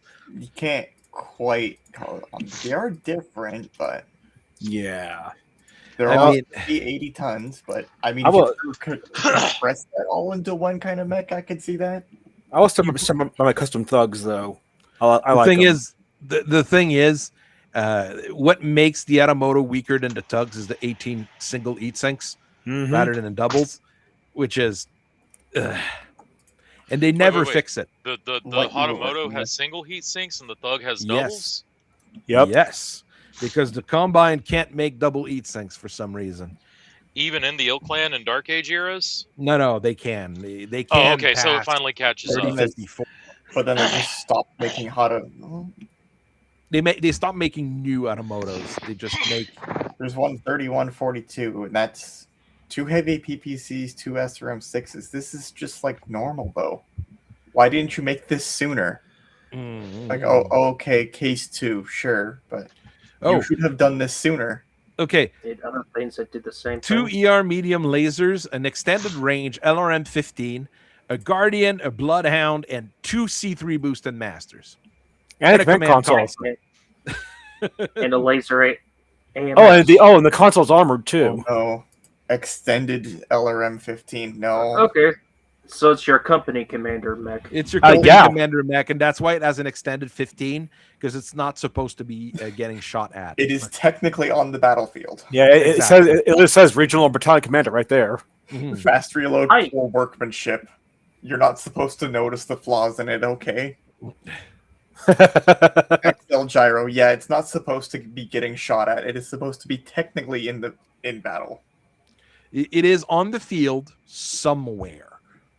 So your command console works, and then you just like patch. And the C3 the commander will survive. The mech isn't that good. Okay, the commander's going into battle, but you need them to not die and be stupid. So they're trying to make them not stupid. But see, what was it? Do you want Kraton or do you want not stupid? Which is it going to be? There's an Atamoto with 4 medium pulse instead of the SRM6. They love their pulse lasers. They gotta make up for the bad pilots. In an Atamoto, he shouldn't be a bad pilot, though. It's supposed to be one of those. Supposed to be. Yeah. That's the key word. Supposed.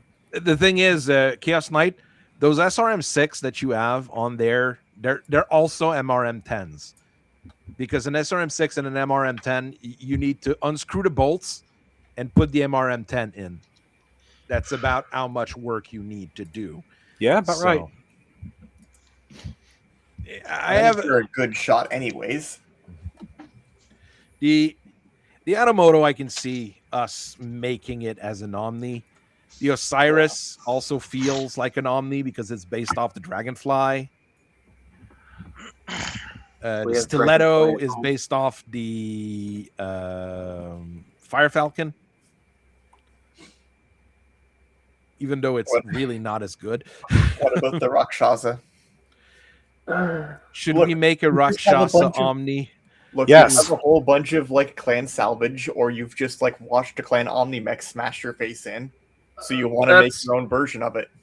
That's called the Sidewinder, and we need to make it a thing as well. The Sidewinder. The Chimera I can see as a as another Omni. I mean, most people thought it was an Omni to begin with, you know. So is it great? Well, it's a Chimera. that's what it is. It's 40 tons. That's its biggest problem. Well, 40 tons is a problem, yes. It just looks like one, you know, the way it's all of its weapons look like they're in pods that could be swapped out quickly for new weapons. It's probably when it's one of those cases where they probably got the art, FASA got the art, they were like, yeah, we don't want to give Omni-Mechs to everyone or things like that. Right. And it ended up like that, basically. The L-Spawn's the same thing. You can see, like, those are definitely pods, but they didn't say it's an Omni-Mech. Right. At least with some mechs like the Argus and the Tentos, they said they were designed to be Omnis originally, but then for cost-cutting reasons, they were knocked back to being standards. Exactly. The Thanatos and the Argus are like that. They said like the modular weapon. I would make it. Well, you know, I was gonna suggest that. Yeah. Is there an argument there that Thanatos and Chimeras do have the modular weapon rule? They should, probably. Yeah. If they don't give it to them. Chimera could at least battle armor holds. Chimera could at least have it for that big pod on its what is it? I think that's on its right torso, and then the Thanatos can have it for that big missile in its arm. And it's like, hey, you know, this makes sense. It's like, but I mean, kind of in Fifth Succession War stuff, really. We've got no reason for the Department of Quartermasters to reject the design as an Omni-Mech, right? Because, well, like in the 30s, 30s and 30s, 70s, there was a reason. We're now still the same. I mean, we're in a succession war. We're still united as one faction between the FedCom. So we do have the money to build the Omni-Mechs.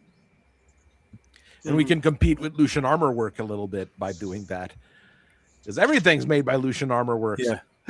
Say, well, we don't want to do that's expensive. Luthien's doing it. You just hit him with Luthien's doing it. And there you go. There's your motivation. The Combine's doing it. If you say the Combine's doing it, the people at Robinson's will be like, we need to do it now. Oh, if we're doing the Thanatos, or that one right there, what if we also made a Omni Penetrator? Because I think they're made around the same time. Or at least they no, the Penetrator is much earlier. Earlier?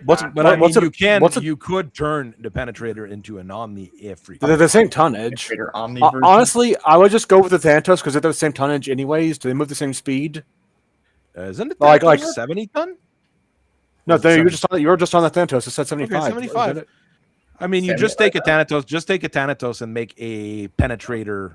Exactly, yeah, because the Penetrators move slower. 4.6? Yes, 4.6. Yeah, the Thanatos is 5.8. 5.8 for the Penetrator, for the Thanatos. Okay, so the Penetrator's the battle mech. Thanatos gets to be the Omni. Because it has an XL. That's the big thing. Thanatos is an XL. While the Penetrator is made out of anger and resentment, spite, with everything being standard on it, more or less. Hey, do you remember you first? Keep getting booted. Fuck. Test. Yeah, you're there.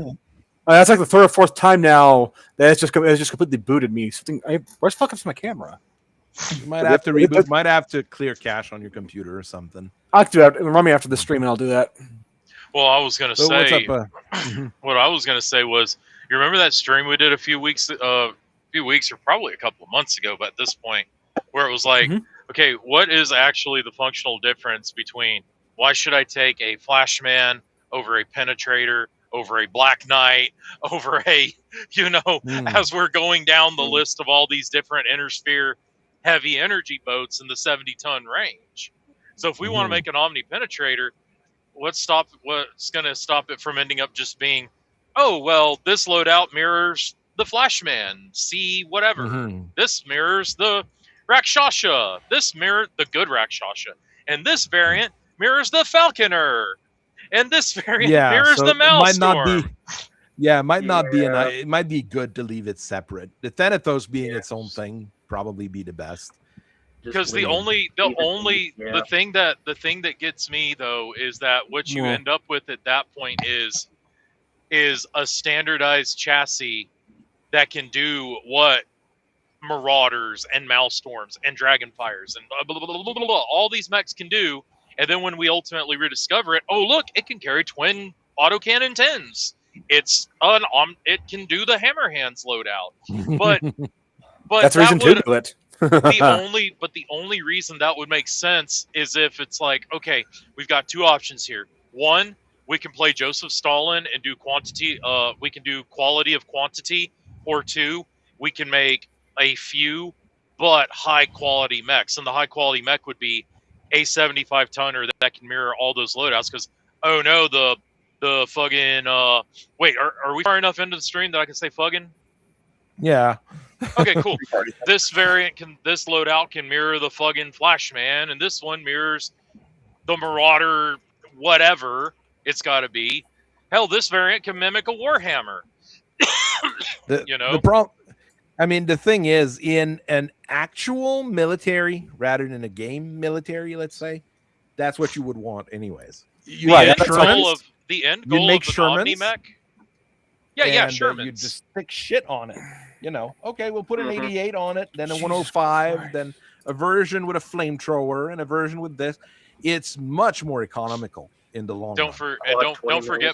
Don't forget my personal favorite, the Sherman that the Marine Corps brought with them to Korea. It was a 105 millimeter howitzer with a hull-mounted machine gun, a roof-mounted machine gun, and just for shits and gigglies, a coaxially mounted, internally fed flamethrower. You have an artillery support tank, and you have a close-in support tank. That Sherman rocked. But in all honesty, an Omni mech, you're gonna either end up going down the Soviet T line with, okay, we pushed the T-34 chassis as far as we could with the T-34-100. Now we got to make the T-44-85, the T-44-100.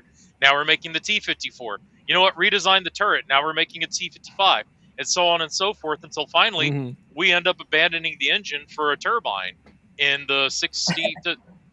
I think it's the T-64 is what had the turbine. Back for a diesel because turbines are expensive.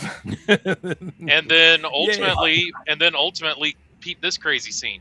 We're going to put an engine in there that uses oscillating fuel rods to heat water into steam to power a steam turbine in a closed loop.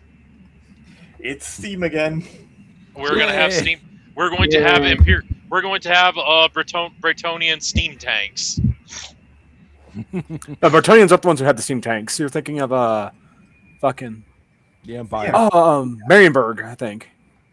But, I mean, it can be. Yeah, the Templar is another great Omni, but this one was originally designed as an Omni, so at least we don't have to mess with it. And they won't destroy the factories more than likely, so we might actually have Templars later.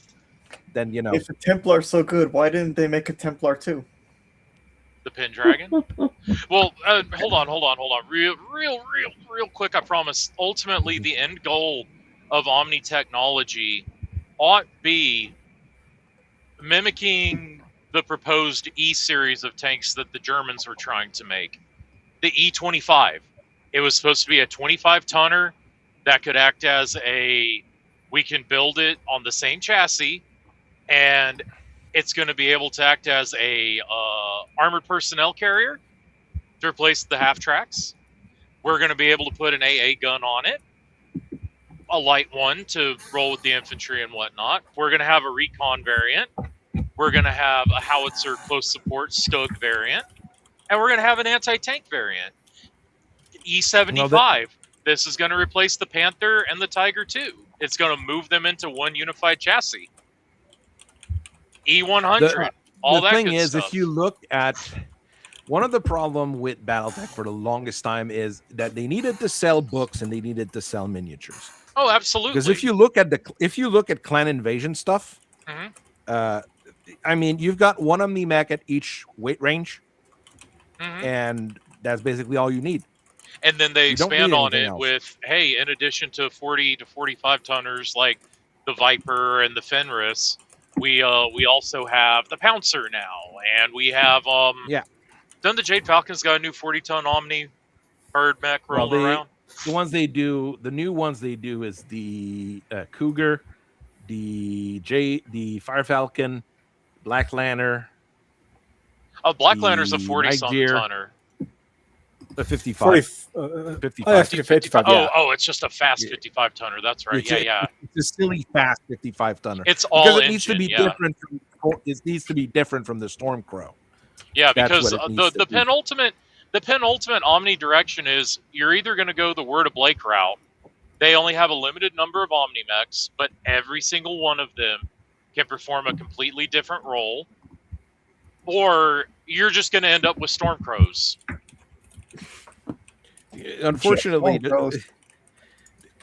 I mean, there are, not ultimate, but superior designs. The Stormcrow, the Timberwolf, Yeah, it's going to end up being Stormcrow, Timberwolf, and pick your flavor of 90-plus ton Clan Omni Mecha Borea. Do you like the Mastodon? Do you like the Direwolf? Everything shall become crab. All mediums shall become crab. All assault shall become king crab, and then all heavy shall become Timberwolf. All mediums should become septicemia. And the Stormcrow, looks at the Penetrator and the Flashman and says, "Look what you need to do to mimic but a fraction of my power." The Penetrator at least is jump jets. I mean, the Penetrator's a very well-balanced mech. I'm gonna shift to trying to make those work next time I hit the table, other than the Falconer. The one thing, I don't like medium pulse lasers normally, the inner sphere ones, but in a large enough battery, it's gonna cause trouble. He's got anti-battle armor. Mm-hmm. He's got the mobility, and he's got the mobility to be able to hold those medium pulse lasers in reserve until he's at mid-range for medium pulses to say, okay, I've got some good numbers. Eat shit. I mean, you've got the ER large to back you up at long range. Yeah. I mean, there's a reason Kai, LR, Liao add one and managed to make it work in Solaris. In Solaris, it's fantastic. 6 medium pulse laser in Solaris is just hilariously powerful. Something to jump around your face. If you want to be a goober and a Davian, take the 6T for the targeting computer. That's ER medium lasers as well, so you do when your get battlefield the range is on those. 20 hexes by 20 hexes, it's really easy to get into optimal range for most every mech. Well, but the thing with Solaris is that they had the actual Solaris rules where you had to make weapon groupings. I've seen that book. I've read bits of that book. Complex.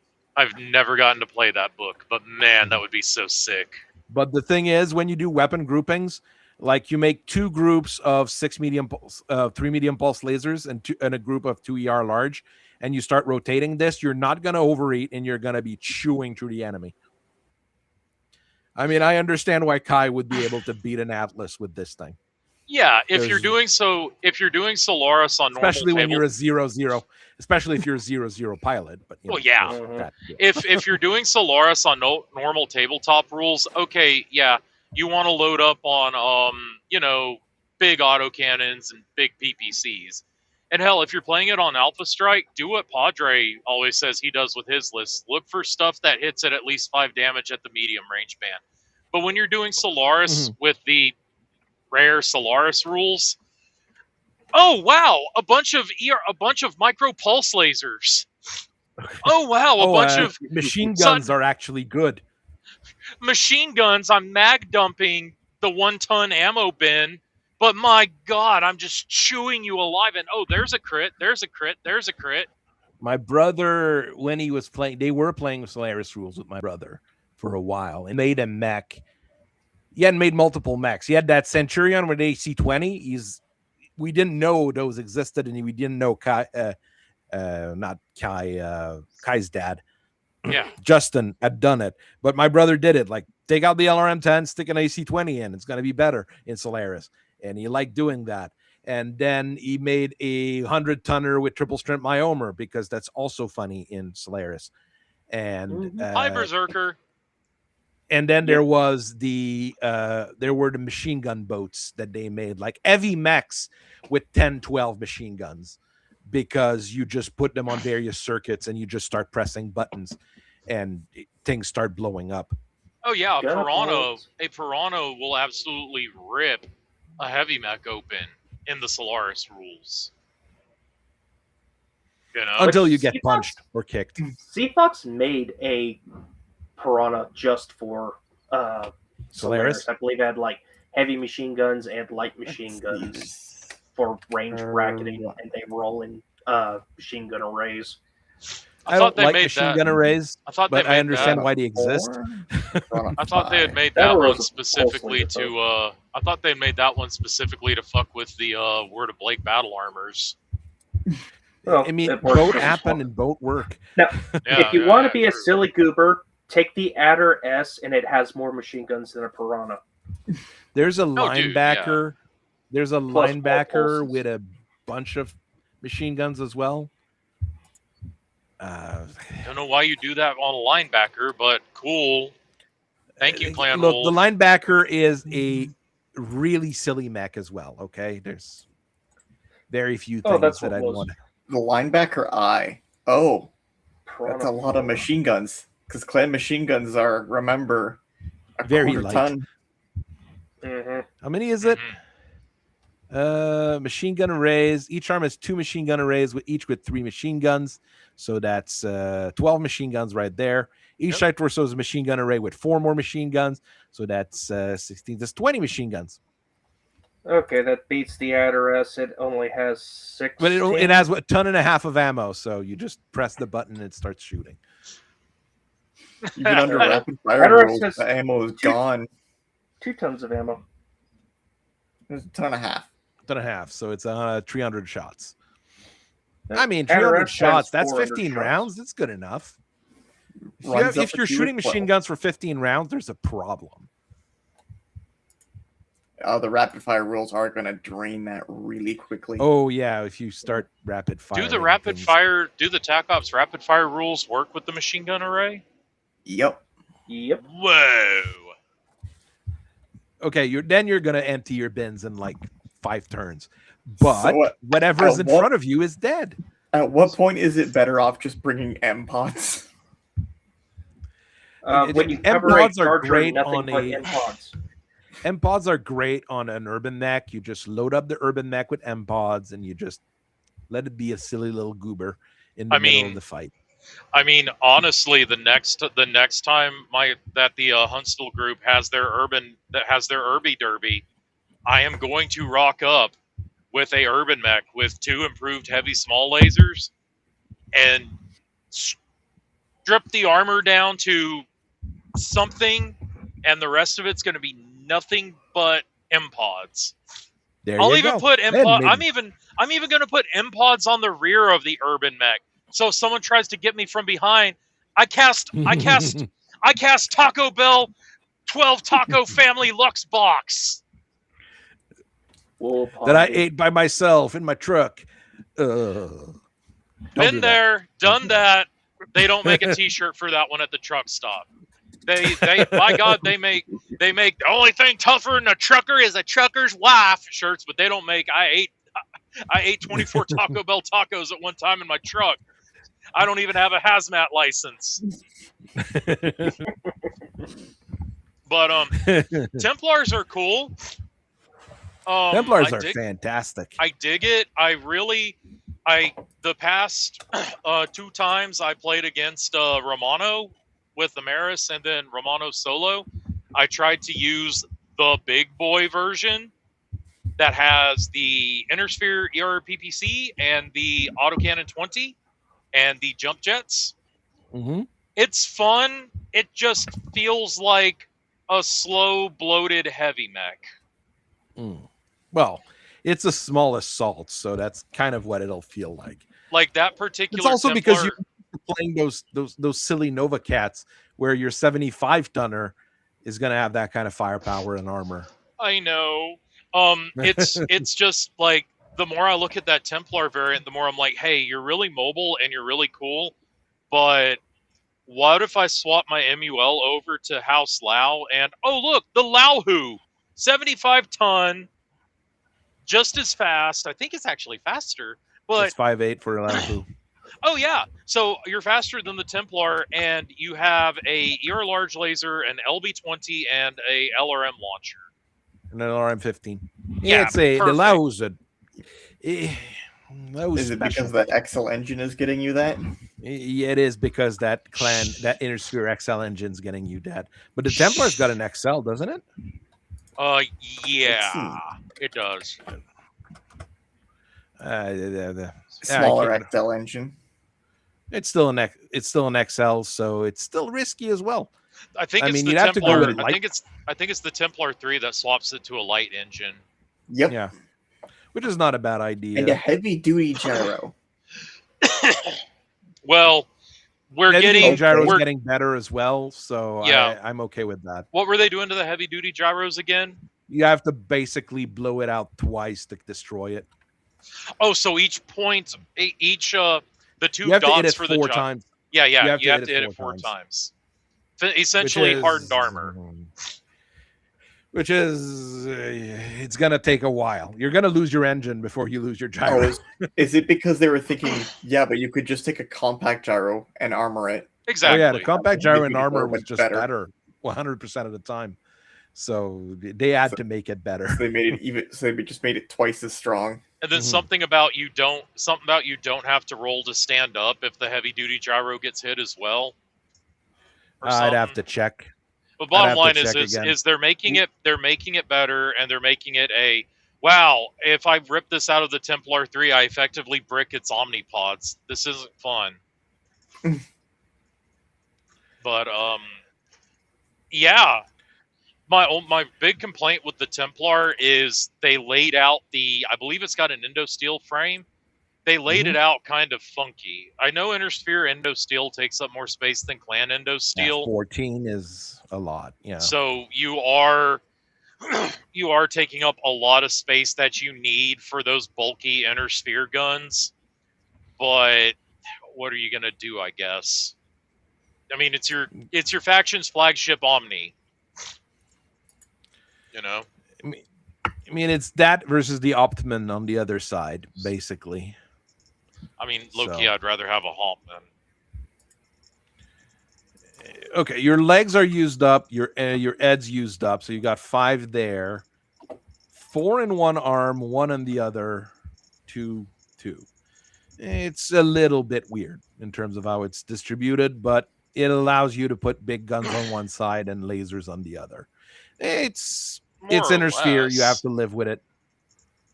I think there's a variant in the Jihad or Dark Age that it gains a hatchet or something, and then their last remaining stocks of standard Templars, or Templar 1s, whatever we want to call it, gets like some funky stuff added to it to kind of try and bring it online with the Templar 3. But you know, I mean, it's a cool mech. I'm really glad Catalyst made a mini for it. Probably like you. Now I have to get it. I haven't bought a Catalyst box in a decent while now. I bought a Catalyst box on Monday. Yeah, there's the when the Kuritan boxes come out. And I got it. I got the Kuritan command box. I couldn't resist it. I had to get the Shiro and the Rakurakubi. Yeah, I mean those at least it's a bunch of new mechs, and they're kind of topical. I'll have to see them at the quality of the sculpts, but really nice. Okay, really nice, actually. Okay. Very minimal. Maybe it's just the run that my box came from, but think the the most notable bit was there's a slight line on the curve of the Akuma's shoulder, which might be an artifact left over from the master. But I mean, I hit it with Tamiya extra thin cement. It went away. Okay. They're ready to go. Easy to clean up. That's good to hear. It's a great It's a great feeling opening a catalyst box and going, "Wow, I don't have to do a lot of cleanup on these guys." If I have to do the Adamotos, I'll probably be doing the catalyst Adamoto that's in the Somerset Striker box. I'll have to see how good that is. Mine was decent. I liked it. Mine went together fine. Okay. Mine was decent. The quality is well, I'm not going to say random. Some of the boxes are good. Some of the boxes are not as good. We'll go with that. I hate that the Hatamoto is locked to the Somerset Strikers box, and it's like, what else is in here? I don't need another Axeman. I don't need another Wolfhound. I don't need another Bushwhacker. And the Mauler. Well, I can always use Maulers. Is that you sure? I had the reverse. Listen. I know Razor Fist and Mage Leader in them. Like, we go back and forth about them, but I stand with Razor Fist. He's a Free Worlds Leaguer, so too am I. He likes the Mauler, so too do I. And I liked the Mauler before I even knew what YouTube punditry was. I've never liked the Mauler, but I know it's better than a Cyclops, so at least there's that. He's big and he has a fat pot belly. He's a beer drinking real hoss with tough hands. The biggest problem is I like the Mauler. I don't like it, but it gets good in the people are allowed to like it. Clan refit. It gets good in the Clan with the Clan refit because we can put but clan the original one it gets better when you take out everything and then stuff it full of Clan tech. Like, yeah, you can make a good Wasp with Clan tech if you want. You know, I know. Hooray, Wasp 2C win. Look, I know refitting things with Clan tech to actually make it good doesn't necessarily justify a whole lot of things, but I mean, he looks cool. 4 Light 5s. Look, 4 Light 5s is better than 4 AC2s. Just think about all those armor piercing. There's a lot of weird things about the Mauler. Okay, it's the ACs shouldn't be in the torso if it's meant to be used as anti-air weapons. He just leans back. He just leans back and flexes his pectoral muscles. At least mount them high in the shoulders. And then they start overeating because you start shooting like more than just the autocannons, and the Mauler's not good. Mauler's not good. Well, there was the one that the Fedcom swapped out the LRMs for a bunch of SRMs. So it has that's more nasty. SRM 4s. Yeah. I mean, realistically though, if I want to run a Mauler, but I'm also a Free Worlds Leaguer, I'm just going to run the Mauler at home. The awesome, the awesome 2 large lasers, 2 LRM-15s, no autocannon 2s. Boom, the best Mauler. The better Mauler. Yeah. Also cheaper because it doesn't have an XL engine. Speaking of Maulers and their autocannon 2s, there's a version of the Templar that has 3 rack 2s, and I keep rubbing my chin and stroking my beard as I look at it because I'm like, you have 3 extended range SRM-6s essentially. I can do something with you. Rack 2s are decent. Fedcom also has a quad rack 2 Mauler. That is very funny as well. Yes. That's With the ones that start being okay. MRM 10s and 4 medium lasers in the arms. That's just the Kraken we have at home. With case in the torsos this time. So we're not immediately blowing up. Because it's slow, but who cares? You're in AC2 range. 6 times 4 is 20. So we're putting out 24 2-point hits with that Mauler, as opposed to the Kraken. putting out, what is that? I think it's like 20. So you're actually putting out 4 more hits than the Kraken. It's honestly the better You've got Kraken better at home range on the option. Kraken by You do by a huge significant margin. Yeah. The Gonna Rack 2's wanna the Rack 2's a drop good some gun. ammo. So You might want to drop a ton of MRM ammo because that's only 2 tons of rack ammo for 4 guns. yeah, but you can stick. You will be able to stick caseless on those. Okay, yeah, they'll fix it. They'll fix it. New rules. Let's see. That's a Honestly, lot yeah, of shot. would rather drop MRM ammo to Playtest. gain That's an additional 90 ton or rounds two. per ton.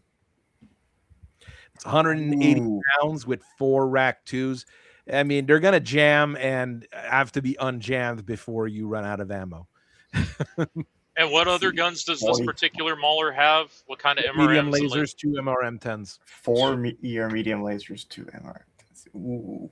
It's not bad. It's not that one's probably one of the better ones, to be quite And honest. figure- I mean, Expect especially with the buffs, the autocannons can suffer through their first critical hit and keep going. Mhm. Racks jam a little bit, unjam a little bit better now. MRMs don't have the +1 to hit. Intersphere ER Yeah, no, medium it's- lasers are still Yeah. Intersphere ER ER medium medium lasers. lasers. Which are That first reasonable. crit hit, does that apply to the explosion caused from caseless? If it does, it's gonna be that's gonna be even better. Oh, and We're it's gonna be still abusing standard this. engine. And it runs a standard. Mhm. I'm sold. That's the good Mauler. With double heat sinks. I'd have to rewatch my Mauler video from it's been a year and a half since I did it. The minis weren't out back when it Dear Lord. was available. It's You know, just we that gotta give this to one of our FedCom characters because they earned this Mauler. Well, when does the Rack 2 come out as a gun? That's the biggest question. 60 something. 3062. this is This one came out to 3065. 3065 to 3070. Yeah. Action I mean, availability. late fifth succession war. Someone will be able to have that. Yep. Otherwise, it's the Ultra 2. Give it to Variant. Christopher. I don't know. He likes his penetrator. I know. That's the thing. Like, I already have a whole lot of FedCom characters, but I mean, that's just how it is. If you start writing stuff, you have to go right for what you have rather than what you want. So, I mean, I had to build Katarina Steiner Davion's Command Lance that she's going to use like twice in her career, but you know, that's what it is. She's not going to be fighting a whole lot, but she has to fight every once in a while. As a cavalry lance, I think it works. Penetrator, Elios, Guillotine, Grasshopper, Shad, Griffin, Wolf, Phoenix Hawk, and 4 light mechs to die when required. I'd want to do the mission that I want to do with this particular lineup, but I have to find a player and someone and a list to fight against. Basically, a dead commando unit. I'll do that at some point. Just have the 4 red shirts to die for narrative effect. They did it for the plot, for the culture, for the plot, as the kids say. Guerrero was But she's supposed 63? She's supposed to be. She's supposed to have a few problems. She gets mad because of that fight and the people not taking her seriously afterwards. That's kind of one of the things that switches her over to realizing that, hey, maybe being mean and being a mean girl is not the way to be if you're wanting to be an actual likable human being. You don't understand. My actions aren't supposed to have consequences. I'm the main character. That's basically how she would be at the start of her arc.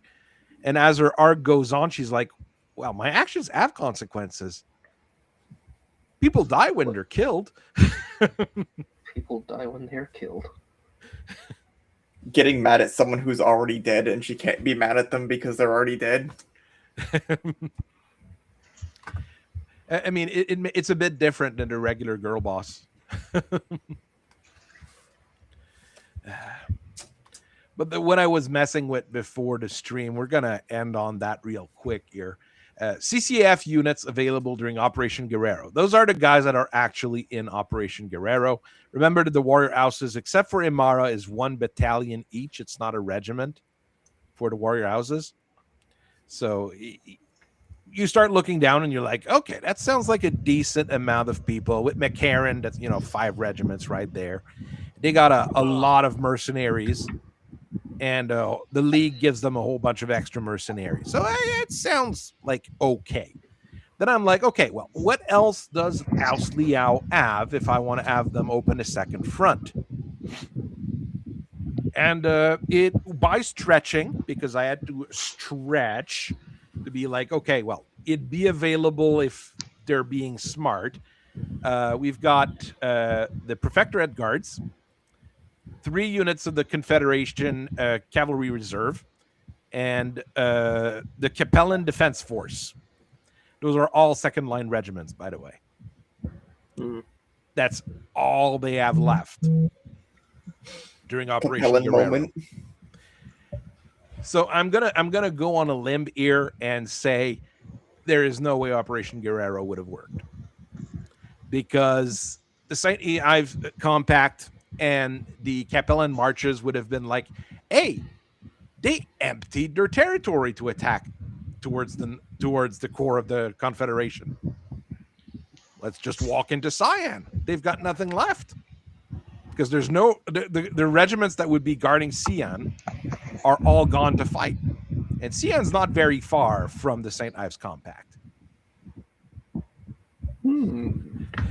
So there are problems in the meta plot to begin with. St. Ives Compact somehow winning by capturing the capital would be quite the turn. Yeah, that's not what I'm doing just yet, but I mean, we're always at the point. But I mean, I've had St. Ives grow quite a bit. They take a bunch of worlds from the FedCom, because the Fed like, okay, those worlds are anyways, they're a mess, like Kittery and Spica, where there's always revolts and always revolutions and stuff. Like, just give them to someone that says they're Capellan. There might be less trouble. But I mean, they're 1 jump away from Cyan at that point. I can make a silly little planetary defense force for her to go stomp on. Make them very Capellan, so it's actually a trap. You see, they tricked you. It's a trap. Not sure what that trap is. You see, Capellans have actually tricked you. Pay no attention to the little High Scout carrier in the back. That's not doing anything. Don't worry about that. I wrote up what this particular fight here. I've got like different waves and stuff for it. They don't reach basically Cyan anyways. They just don't. At this point, they're like, they take Imelda, Exar, and Florarda, and Carmen, and they're like, yeah, this is basically as far as we can go by like 3066, 3065, when the whole war is dying down. So that's part of it. But I mean, we could roll stomp the Capellan Confederation, but that would probably make some people mad. So I'm not sure I want to go there.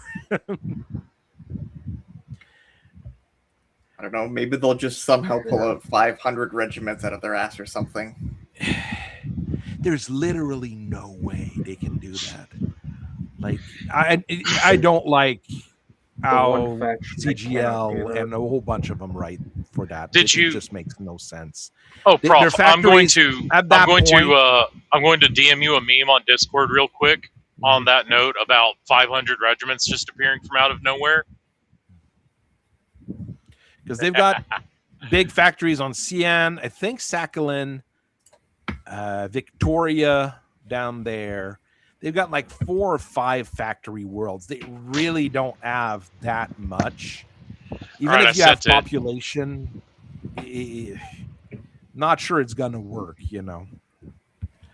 Oh, it will. Yes, I saw that one earlier today. Oh, okay. I didn't know if you or if anyone had seen it, but yeah, funny, huh? Under better circumstances, we'd probably be more suspicious of just how and why this army suddenly became available. But given the general state of thing, we'll turn a blind eye to a particular mystery, which will surely not bite us back in a few years. Hey, Wait a Battletech's minute. before I've seen this one Star before. Wars. Yeah. Hey. They're great.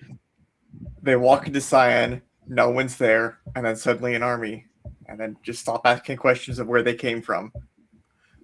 No, they walk into Cyan. There's nobody there, and they've moved the capital to Capella. Fuck. One of those situations. Not again. Just to spite Damn the Capellan, you. the Capellans, the Federated Sons dismantles the Imperial Palace, bolt by bolt, screw and nail by screw and nail, plank, brick, everything, and meticulously reconstructs it on the planet Capella. You're the Capellan Confederation. We moved your capital to Capella. You're not the Cyan Confederation. My biggest problem is when I started looking at what do we have to defend against that. The first Cattle Ullans, at least 3 regiments of Certus Fusiliers, probably more because there's a lot of the regiments that are just misidentified. Okay, there's the Capellan March militias. Those guys that's militia units. So that's non-advanced, not upgraded mechs. It's not as They're scary. reserves, garrison units. Yeah. The first Fed Sons Armored Cavalry, the first Capellan Dragoons, and the 7th Commonwealth RCT. So at least it's maybe more or less an even fight at the start of the war. They're not, both sides are not super well armed. Then, of course, I had to start doing the bigger idea of like, where is the people? So I went with each of the unit of the Fed Sons, and you're like, okay, well, there's a lot of people. Where are they? There's some that I know that I've already moved, like the Sediosers. They're on the clan front with Bishop Sortek. There's groups of the Robinson Rangers that are going to be relocating around Tikhonov to fight on that front. There's a few units here and there. There's some that are like in places that make no sense. Like the Fort Trucis being on the Free Worlds League front, everything's like all over the place. Like your brigade is all over the place in the realm rather than serving as a brigade. I haven't gone through the Davion Brigade of Guards, but that's all going to be relocated to the clan front as well. After that, well, you've got at least take us 2 regiment of New Everson Chasseurs that are on the Draconist front. The Tikhonov Republican Guard, which is 5 regiments. You've got the various March militias. You've got a few freestanding units. You've got 12 Federated Commonwealth RCTs. That's a lot of people. Okay, that's a lot of people. And that's the Fed Sons. When I started looking at the LCAF, you've got 7 units of Arcturan Guards. Is there any that are... Well, there's 2 that we've already basically had damage during Operation Broken Crown. Oh, yeah, the other half of the army. Yeah, we kind of put them behind the shed. Yeah, they added some issues. And there's the 19th Arcturan Guards, which are stationed around New Avalon for some reason. Then you got a Donald half strength. And you got a Donegal Guards. You've got 2 regiments that are crippled from the clan invasion, but you still have what? That's a lot. 1, 2, 3, 4, 5, 6, 7, 8, 9 other regiments. There are CTs at that point as well, not just regiments. So 9 regiments of Donegal Guards. Then you got the Lyran Guards. It's another like 10 regiments right there. Then another 10 regiments of Lyran Regulars. 3 regiments of Royal Guards. And 4 regiments of Sky Rangers. Okay, some of them I've already done, like they're not working for the FedCom anymore, and well, the Fort Sky Rangers gets busted during Broken Crown. So there's a few that are already problem there. So they have a lot of units, just not a lot of them that are at full strength. And most of them are going to be at half. Most units by 3056, let's say, would probably be around 60 to 75% strength, which is quite good. I mean, it's not fantastic, but it's pretty good. But then, of course, you have to look at the mercenary commands that they've got too. The 12 Star Guards, the 12 Vegan Ranger, the Blue Star Irregulars. Okay, those guys get also put behind the shed and killed, so that's sad. The Dismal Disinherited, the Iridani Light Horse, the Gravewalkers, Elysian Langers, Kellhounds. One Kellhound behind the sheds. Yeah. The Knights of St. Cameron, the Lexington Combat Group, which becomes the Seti Ussers, Narhal's Raider, Northwind Islanders, Screaming Eagles. Those are regiment strength, by the way. Those are not like battalions or whatever. Those are all regiment strength groups. Fighting Urukais. Okay, the Wolf Dragoons, they no longer have. They start working for Comstar. So that's separate. Yeah, weird things happen. Very weird things happen. Mm-hmm. We'll have a discussion on that at some other points. Indeed. You can read the bio of Mackenzie Vickers because he no longer wants to go by Mackenzie Wolf. And he is not happy about what happened. Still around is hilarious. Oh yeah, because isn't this the whole Wolf in Exile time about? Yes, but that didn't happen because Clan Wolf didn't split. So the Dragoons are kind of splitting instead. Well, not really. There's yeah. technically the Wolf Civil War. What happens when I made Mackenzie goes to the periphery to go grab drop warships in lore. So he goes there and he gets betrayed by a Nova Cat bondsman that's a dick and gets technically killed. But rather than having him killed there, he basically the people that he ends up fighting is Snords Irregular. Because they're getting into a firefight and they realize that it's Snort Irregular after the firefight is going on. The bondsman flees with dropships full of equipment to go back to Outreach, and they basically strand Mackenzie Wolf in the boonies. The thing is, he's stranded in the boonies with Snort Irregular, which are buddies, so that's not much of a problem. They grab a bunch of warships that the Snords Irregular were contracted to go grab for Comstar, and they go back to Terra. Mackenzie Wolf is like, okay, well, I'm back to Terra. What's going on Outreach? Oh yeah, there's a civil war, and your dad lost his command for a year because Wayne Wacko's a dick, and now everybody's fighting a civil war. What's going on now? If my people are fighting? No, I don't like that. Do you have a jump ship I can borrow to go there? How about we give you, you signed a paper here. We give you one of those warships you recovered, and you work for us in perpetuity going forward.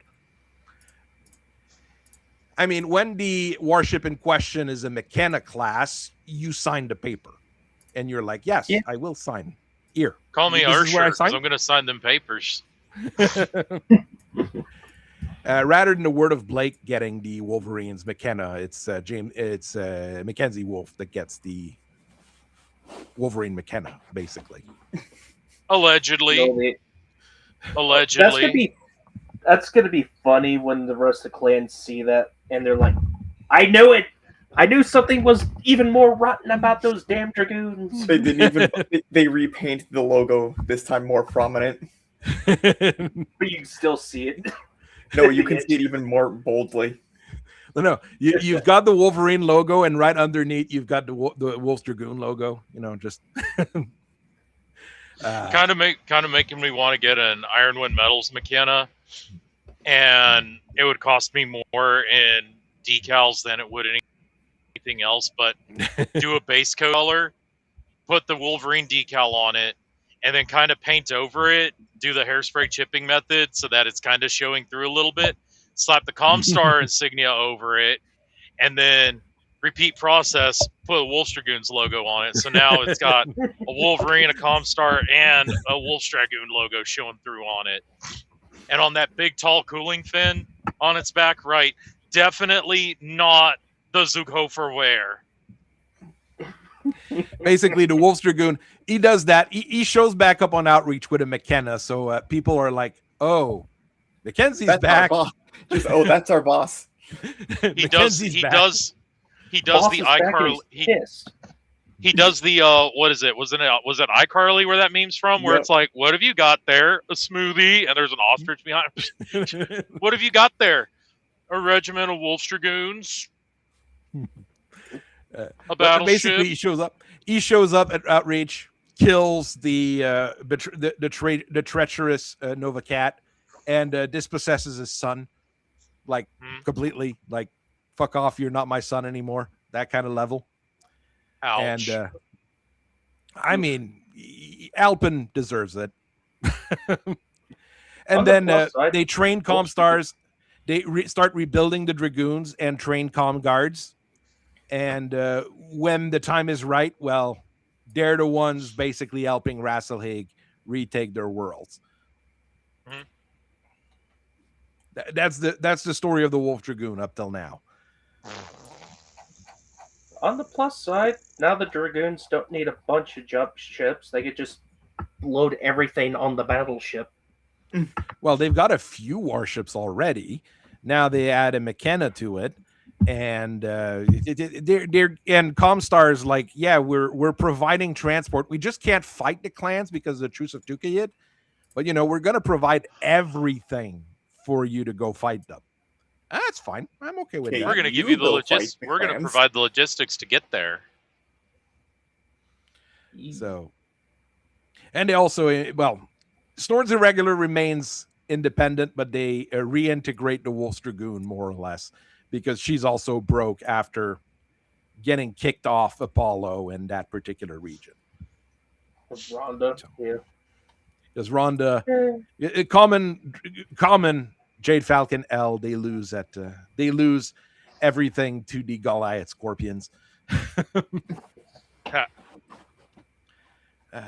Well, Great Legion's there as well. Who else? Ansel's Rough Riders, Lyndon's Regiment, Team Banzai. That's not a huge. That's battalion level though. So, like, just in mercenaries, the FedCom could probably take out the CCAF. But they're so spread out. That's the problem. I'm gonna have to look like where everybody is. I haven't started on the Mercs unit where they're at, and I mean, you need a huge amount of people. Even though it's technically not a war, you need a big amount of people here. Well, those worlds they lose as well here, so we have to think that there's a whole bunch of worlds here that they lose as well. And then you need people here, and you need people here, and later on you need people here with the Taurians. So they have a lot of people, but there's a lot of fronts they have to fight on. The Kuritas are the ones that are doing the best in that situation. They're not at war with anyone except the clans. And themselves. The Merrics are the Merrics, so that's always going to be funny. They're also not at war with anyone except themselves. No, they're at war with. They're allied with the Liaos in this whole thing. So also need to put someone on the Lyran Alliance border. Oh yeah, you do have to put some to a minimum. Those weird seditious people over here, but this is like this grows over time. It isn't that big like instantly. It's like everybody that defects goes there. Okay, go mercenaries, go over there. Take whatever assault mechs you find. Like keep this mercenaries. Border. At least you don't have to worry about the Circinians or the Marians. They're on your side. They're vibing. You still need to worry about them, even though they are on your side. With the amount of germanium that the FedCom is going to be buying, they don't need to be doing any piracy anymore. They're going to be. It's just a couple slave raids. Don't worry about it. As long as they slave raid the Magistracy of Canopus or the Merrics, it's fine. And they're still strapping rocket launchers to anything that moves. We're going to make a jump ship and load it with rocket launchers. Naval rockets. You know,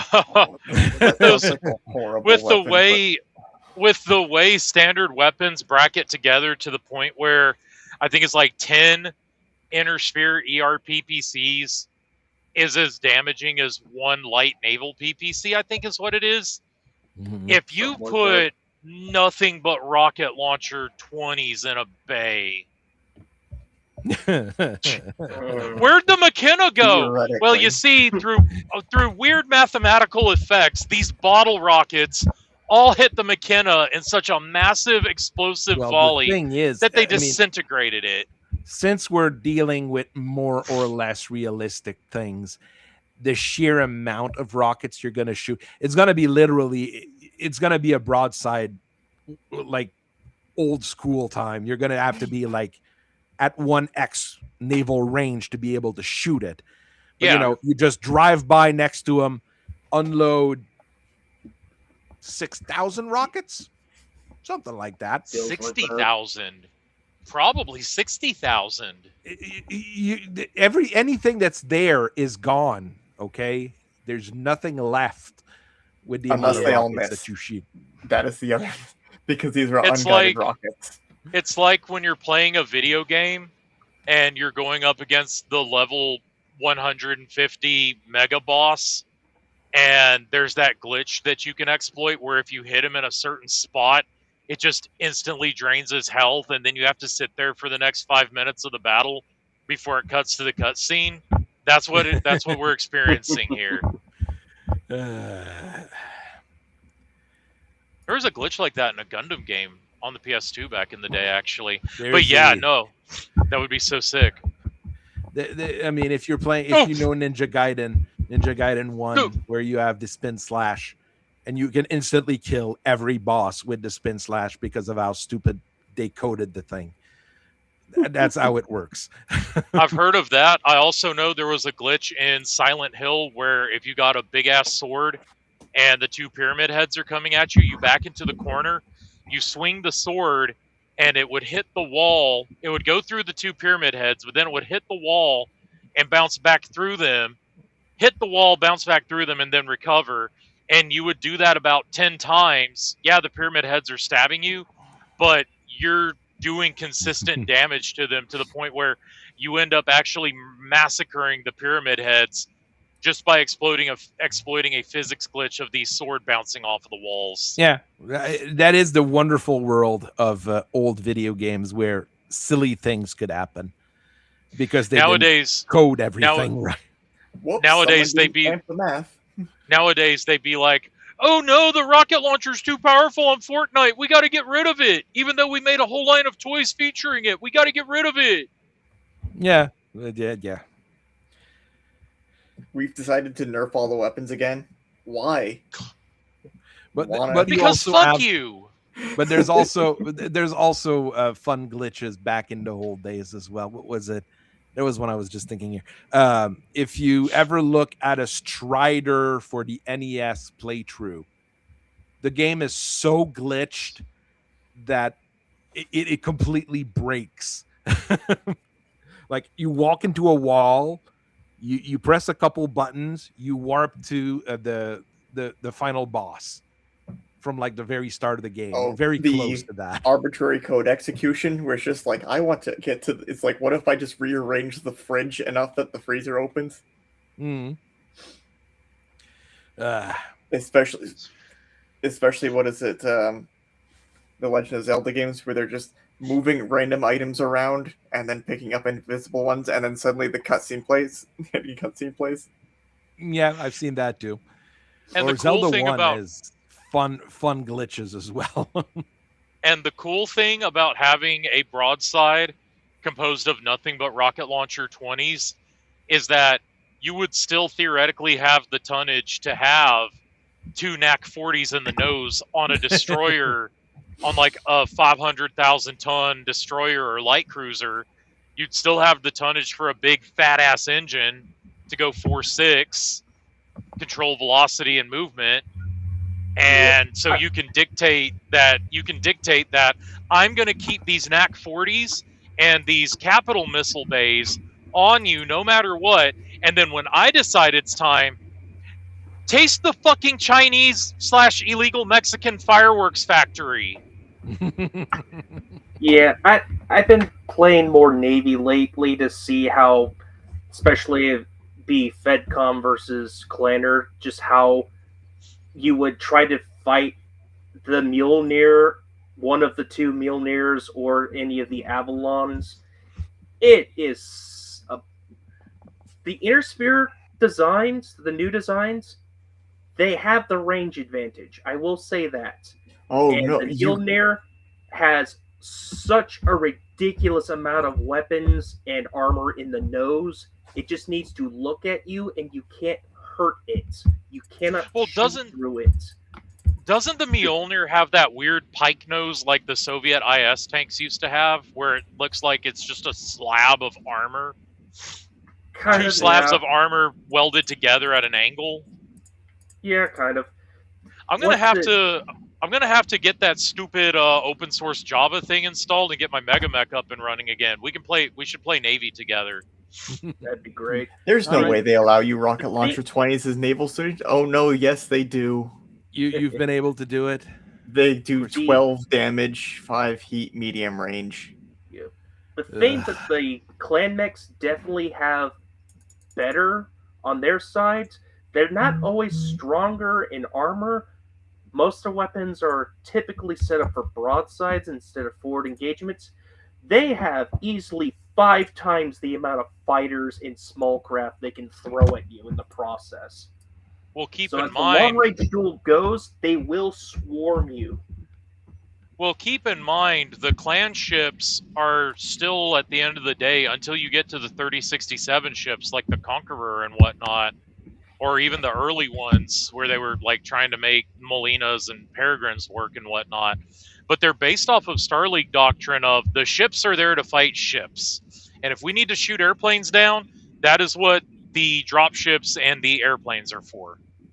Whereas the Inner Sphere designs like Mjolnir and Avalon and especially the Thera and the Agamemnons, it's okay. We also need to be able to carry our own gun. We also need to be able to carry not just our own fighters, but anti-fighter weaponry, because that just makes sense that we would want point defense systems, right? It's also because you have 2 Agamemnons versus the 15 Lolas on the other side.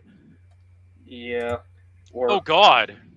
Or the Aegis, 15 Aegis or something like that. All right, we're gonna have to cut that discussion because I need to get ready for work tomorrow. Unfortunately, it's work. That's the biggest problem in my life. my biggest problem isn't necessarily that I have to work. It's just that all of my money is going to people who hate me so that they can eat shitty food all day. Oh, you pay taxes? We all pay taxes, unfortunately. That is pain. That is the best way to say it. So I will see everybody later. We've got a video on the Buccaneer coming out tomorrow. And I think I'm going to be recording the Gurkha this weekend just to have something that I've already got painted. I've got the Enfield painted, but I don't have the presentation written, so I have to start thinking about writing that, but might do that tomorrow. So thank everybody for watching. Say hi to your mom and see you guys later.